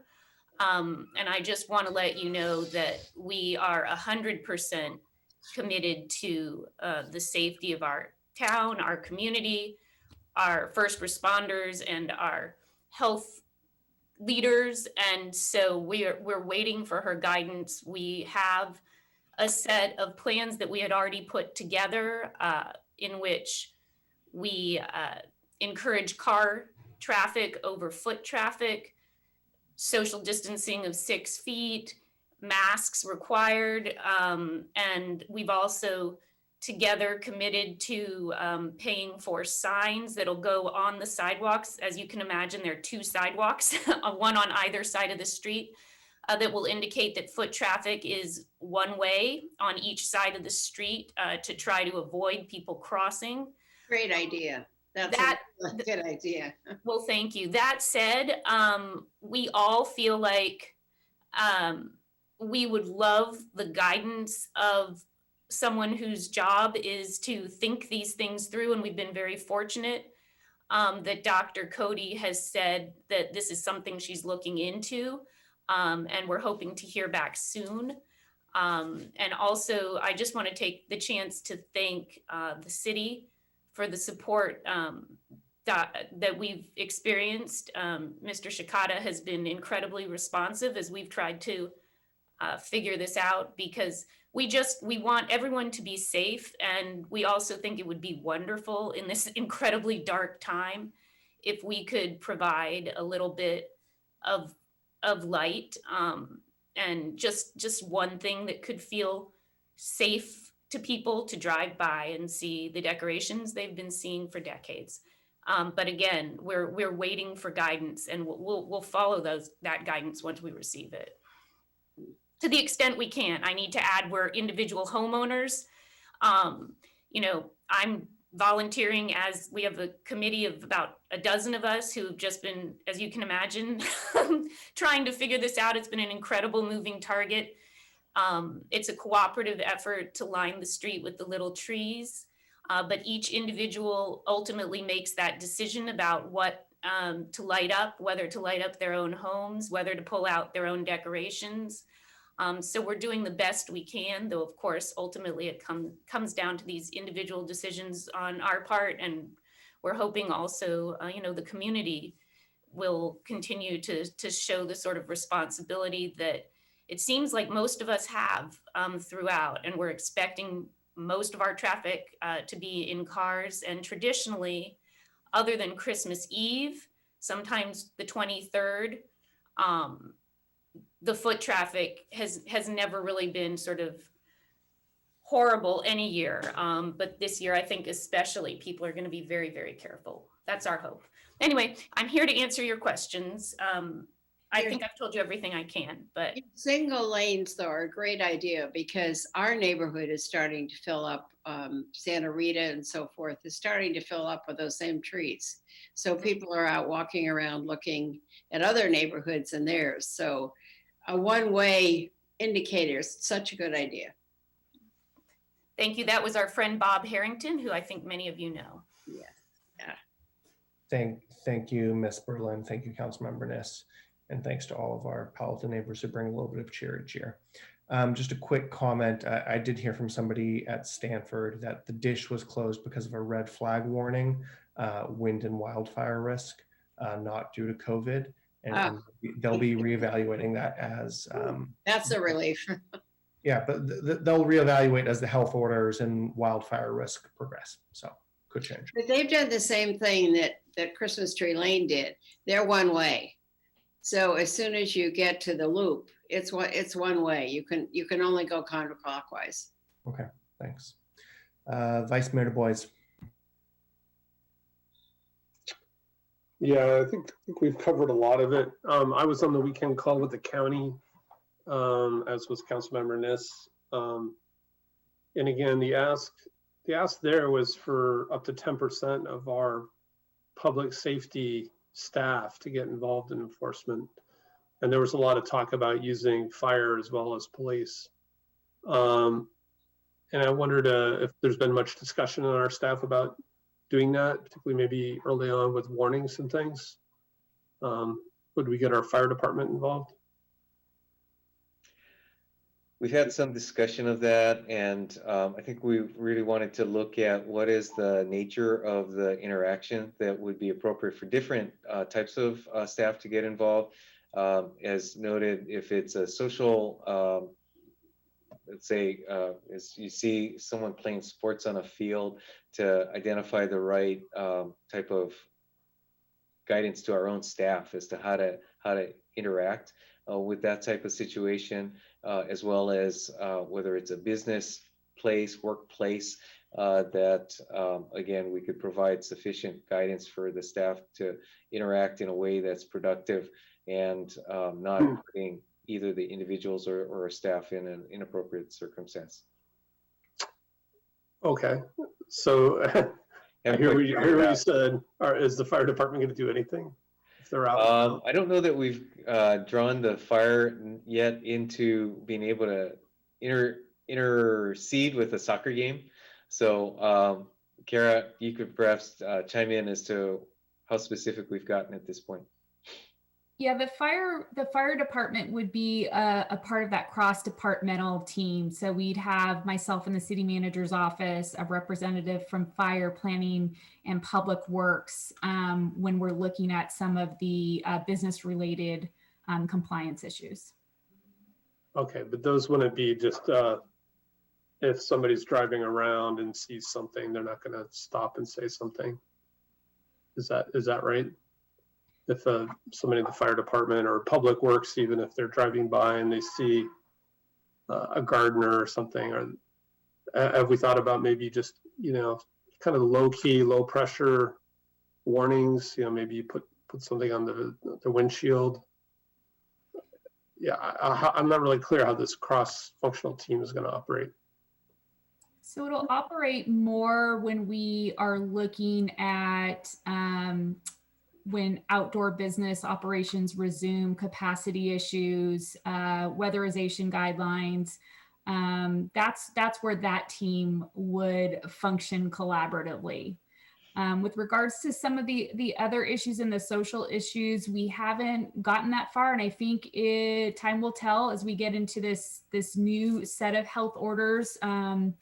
And how people respond to the statement that there's no bubbles anymore. It's just your family. So I was down and around town the last couple of days, and it's pretty quiet there. It's pretty sad. Yeah, I mean, I know there's a lot of fatigue that's been going on, but it's as serious as it's ever been. And we really need to get the word out and to set an example, I think. Part of the county's order, I think, is the need to count people and make sure there's, only so many people within the building, right? And, I'd love to see us, again, use our public safety people to make sure to get that word out, right? And that, I see a lot of our businesses are doing that. They have maybe somebody stationed at the door, but not all of them. I think the mayor was talking about the number of vaccines for the state. The update for the county was disappointingly small. And the initial amount won't be even enough for our medical professionals. So it could be quite a long time for, us normal people to get vaccines. And I think we need to operate under that assumption. Yeah. Sorry, just jumping in. I think the number I had was 17,550. Yes. December 15th for the Right. county. That's Nothing at just all. the county. And yeah, they absolutely acknowledge they need a lot more. Yeah, 17,000 for all of Santa Clara County. So that's not even enough for nurses and doctors. The last bit about, holiday activities, Christmas lights, etc. Again, it sounds like Christmas Tree Lane is kind of doing the right thing. Obviously, other people put up lights. And so, I agree with Councilmember Niss that if we have some places where we think people could be gathering on foot, again, just to get the word out, it might be good to send some friendly people over there to remind people. But I think there are a lot of things being set up for cars. I just looked during the meeting. So Vasona Lake, it was for the county park in Los Gatos, has a big display. It's entirely car oriented. And so again, I don't think, far from it, we have a decorating contest going on in Palo Alto. We're not telling people don't decorate, don't put up your lights, but it's probably safest if you cruise by in your car and take a look and don't hang out there. 5 minutes. Yeah, and just last comment again, Ed. I heard, and I totally understand why. That again, it sounds like we don't really want to get too active with kind of groups of people gathering, and you said it might be problematic. I guess under the county order, people still have the right to protest, and so really kind of, again, if we can, I know you guys are going to do this, you're all professionals, but give people polite warnings. I think we could probably tell the difference between a protest and a bunch of people getting together for fun. But again, it's just, this is very serious right now. The hospital bed capacity is particularly worrisome. So I hope we can just do a little bit of a push to get the word out. And so thanks. Will do. Thank you very much, Vice Mayor. Thanks, Vice Mayor Du Bois. Back to council. Any other hands? Councilmember Tanaka, then Ku.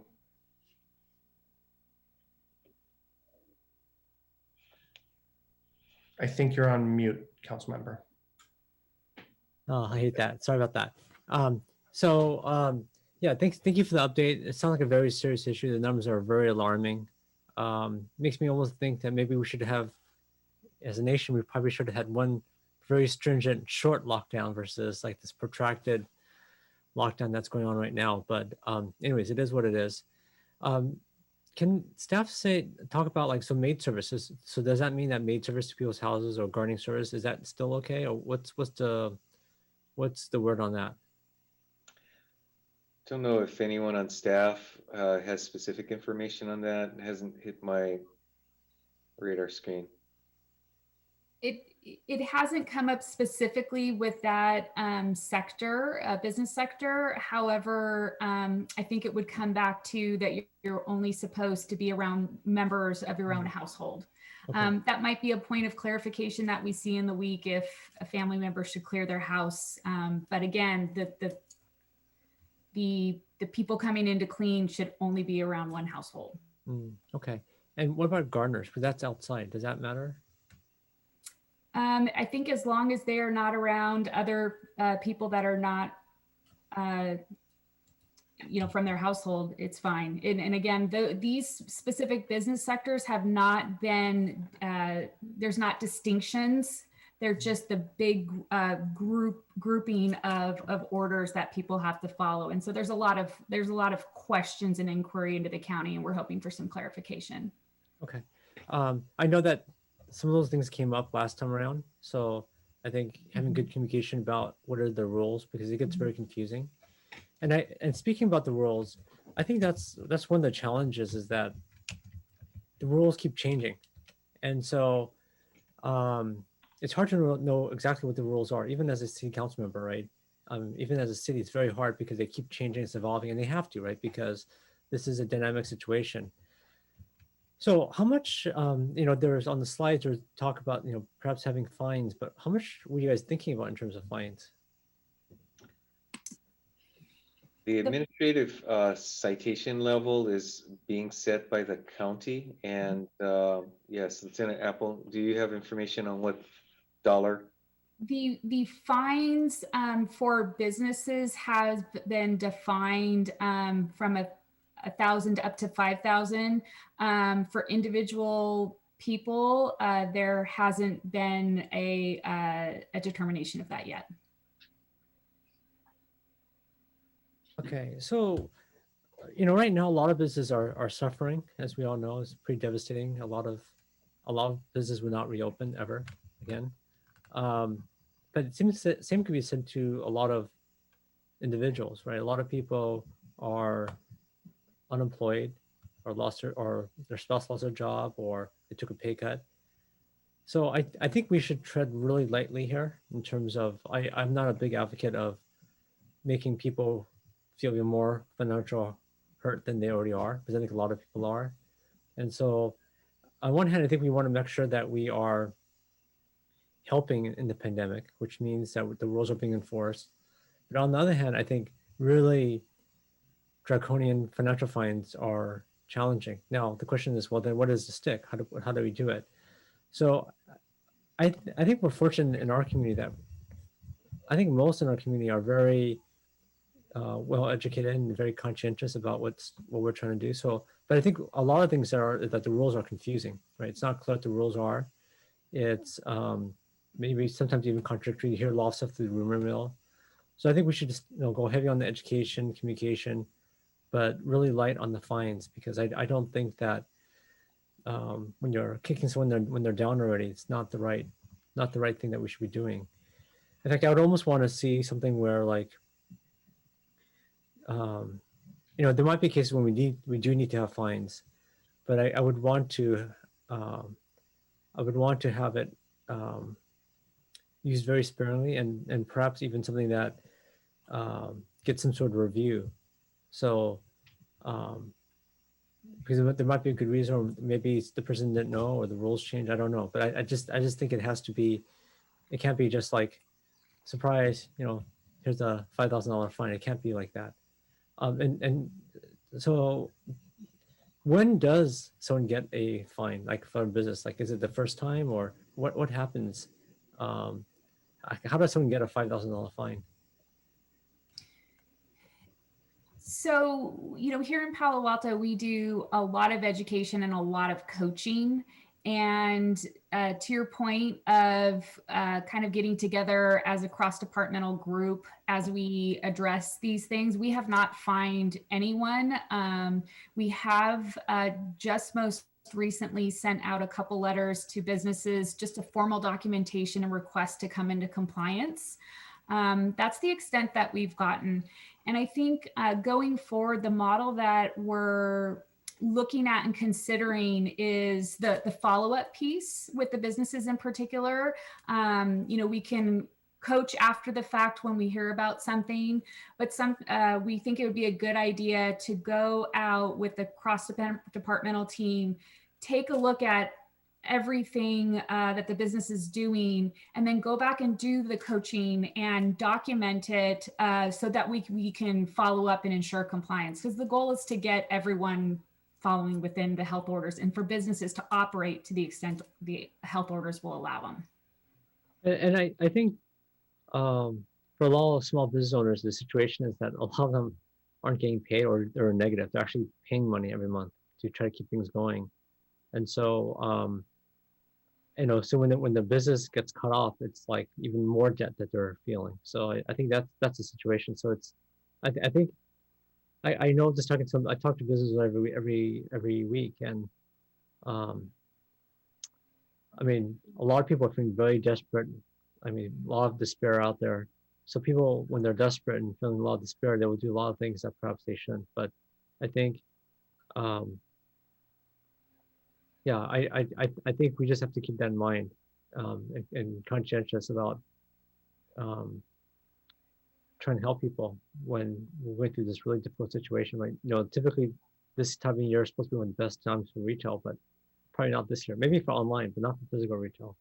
So I think that's, yeah, I think that's something that we have to be very careful on. Thanks. Sorry, go ahead. Oh, I think you muted. Oh, yeah, Kara, you're muted. Sorry, And sorry. If I sorry, I just might Sorry. add one thing, Liz for, Apple, I'm sorry to interrupt. I think we only have 3 members on video. oh, okay. We actually don't have a quorum at the moment. There we go. There we go. 2 jump right back in. Sorry to interrupt you. No, we're here. I would just point out, and probably to answer your question a little bit more specifically, Councilmember Tanaka, I think something that would result in a fine, if we were in the situation where a covered parklet could only have one side and they continuously and repeatedly had 2-3 sides down, which causes a public health problem. That's the situation where we would probably go towards the administrative citation. But most things are corrected with coaching. Great, thank you. Thank you. Councilmember Ku. So first I wanted to say thanks to Ms. Berlin and also all the homeowners, to continue the effort, bring light into people's life and offering something fun to do and lovely to look at. But I was wondering, so when we're talking about the one-way, it's on the sidewalks, is also for the automobiles that are driving through that street also going to be going one way? And is there a circulation plan that is thought of and that is encouraged? Hi, I thought I'd show my face this time. So we have not needed to do that in the past and don't anticipate needing to do it this year. There's no parking on Fulton Street during those 2 weeks, and so there's plenty of room for the cars to be going 2 ways. Okay. I was just wondering if, because there's probably going to be a lot more cars coming through, and so getting out of the neighborhood, and I know the other way is to get out through, I think it goes out to main thoroughfare. But thank you for doing that. The other thing was I was wondering if you've, so not Ms. Berlin, but more to staff, have you thought about, has Office of Emergency Services considered asking the emergency services volunteers specifically more towards the certs to help out in the checking, walking around, making sure that people are adhering, or even helping with accounting within the building? Let's see, I don't know if Chief Duker is with us this evening. He might not have been able to join us. We have had some discussion of their involvement with communication, and they've alerted us to other issues such as concerns about not wearing, individuals in the public not wearing masks. We have not talked about them getting involved with the enforcement piece of this, and perhaps, well, let me just stop there and see where your questions might lead. Or maybe just eyes and ears, not so much enforcement, and then have report back to the professionals. Yes, they have already been acting in that capacity, so we would certainly see that continuing, where common issues of concerns are raised to the attention of our departments. Another thing I wanted to find out is, the county has their site where you can report complaints specific for businesses. I was wondering if on the posters that had been printed previously, could there be an additional sticker with the address or how to contact the complaint office at the district attorney's office? So it's right there at their window, and people can, if they see too many people in there, they can refer it back to the county. Is that still, that's still okay to report to them and not report back to our own department, right? Yes, I think we can certainly continue to do that. I think as a practical matter, the county has basically told us that they're reaching their own capacity to be able to process those types of concerns, but the channel still exists. And I do think it's appropriate for us to continue to use that, if for no other reason than to be aware and ensure that the county is aware of the concerns that are being raised. But the whole thing, what I'm asking for is for the information of where to call, where to report it, to be posted pretty permanently. Thank you. We'll continue to do that. And, based on feedback from the county, if they ask us to modify that channel at all, then we'll reflect that as well. Okay, well, thank you so much. And thank you for all your work on this, Ms. Apple, your office, Ed, Chief Johnson and Chief Blackshire, everybody. Thank you. Whoever thought you'd be doing a pandemic, right? Yeah, definitely echo Councilmember Ku's comments. Thank you all for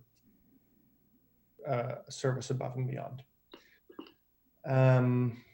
Any other comments, questions, my colleagues?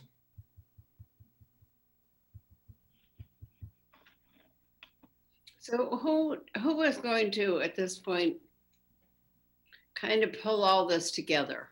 Well, certainly, I'm your accountability here. So absolutely, my office, and we'll continue to work with the police department. Lieutenant Apple has been extraordinary in coordinating. Let me just read back what I think I heard, and just my general sense of it. The specifics, certainly staff has been tracking.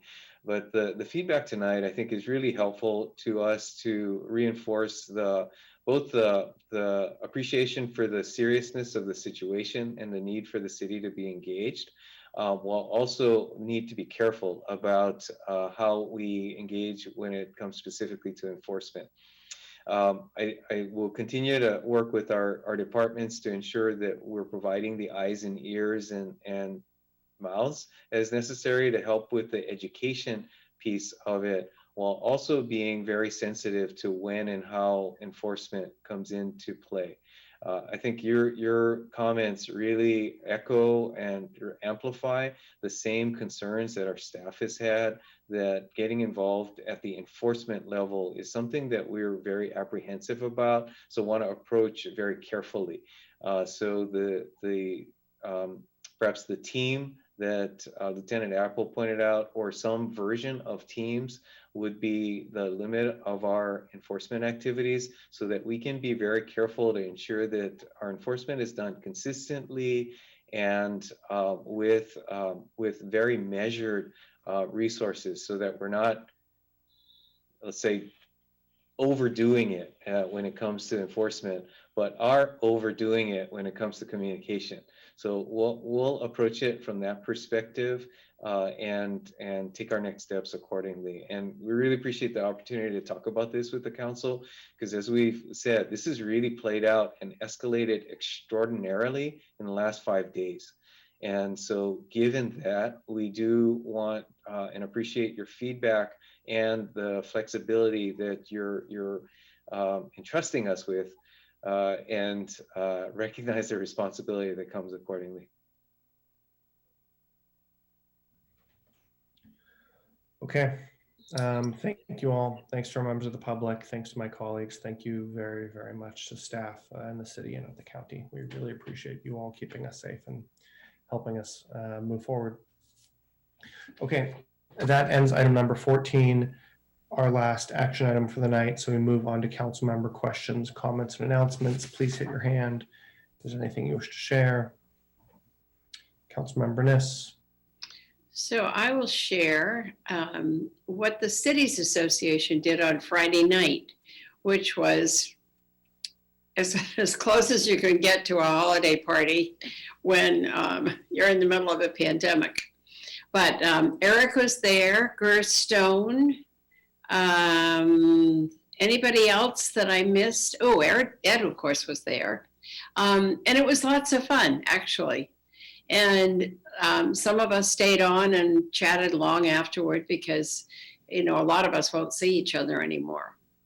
So I was very honored to get an award, their champion award for the work that we've done in this part of the county on the virus, which was good. It's nice to be acknowledged, isn't it, once in a while? You forget that, but it is. So I thought it was fun. Eric, what did you think? I thought it was fun. Their video was hilarious. It was. It was very funny. They did a good job. So that's Andy Jordan, who's the head of that group. Anyhow, anybody going to any good parties? No. But I know I'm sorry I wasn't there, Liz, but I know your award was well deserved and earned. Thank you. But it really was an honor to get it. So I actually have gotten an invitation to somebody's party who's an ex-council member, and I was really shocked by it. So I sent regrets, but I thought, isn't that interesting that right in our own backyard, there are some parties going on? Doesn't make any sense to me, but. If you drop a dime on them, we could go in force. Mm-hmm. Sorry. They live in Mountain View. Yeah, we're safe. Well, we know them. We know people there too. Yeah. All right. So I have one other question. If a person needs to go from one place to another and they don't want to drive or they can't drive or whatever, how do we feel about people taking Uber, Lyft, whatever? We may not have an answer to that. I don't see Kara on anymore, but I think we should have answers to questions like that.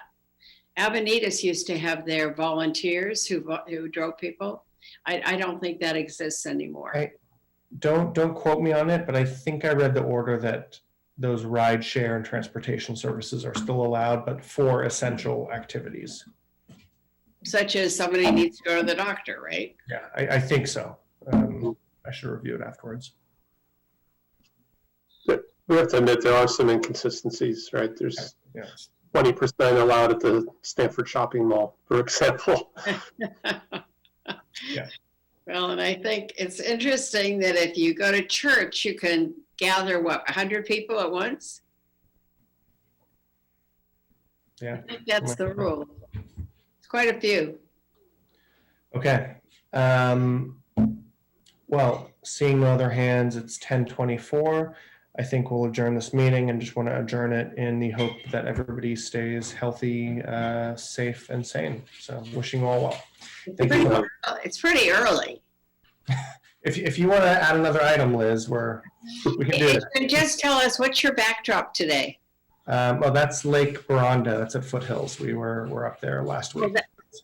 So that's another shot of it. That's a good one. It's from the island side, I think. Yeah, I think it is. Yeah, it's pretty. Cool. All right. Everyone have a good night. Thank you so much. Good night, everyone.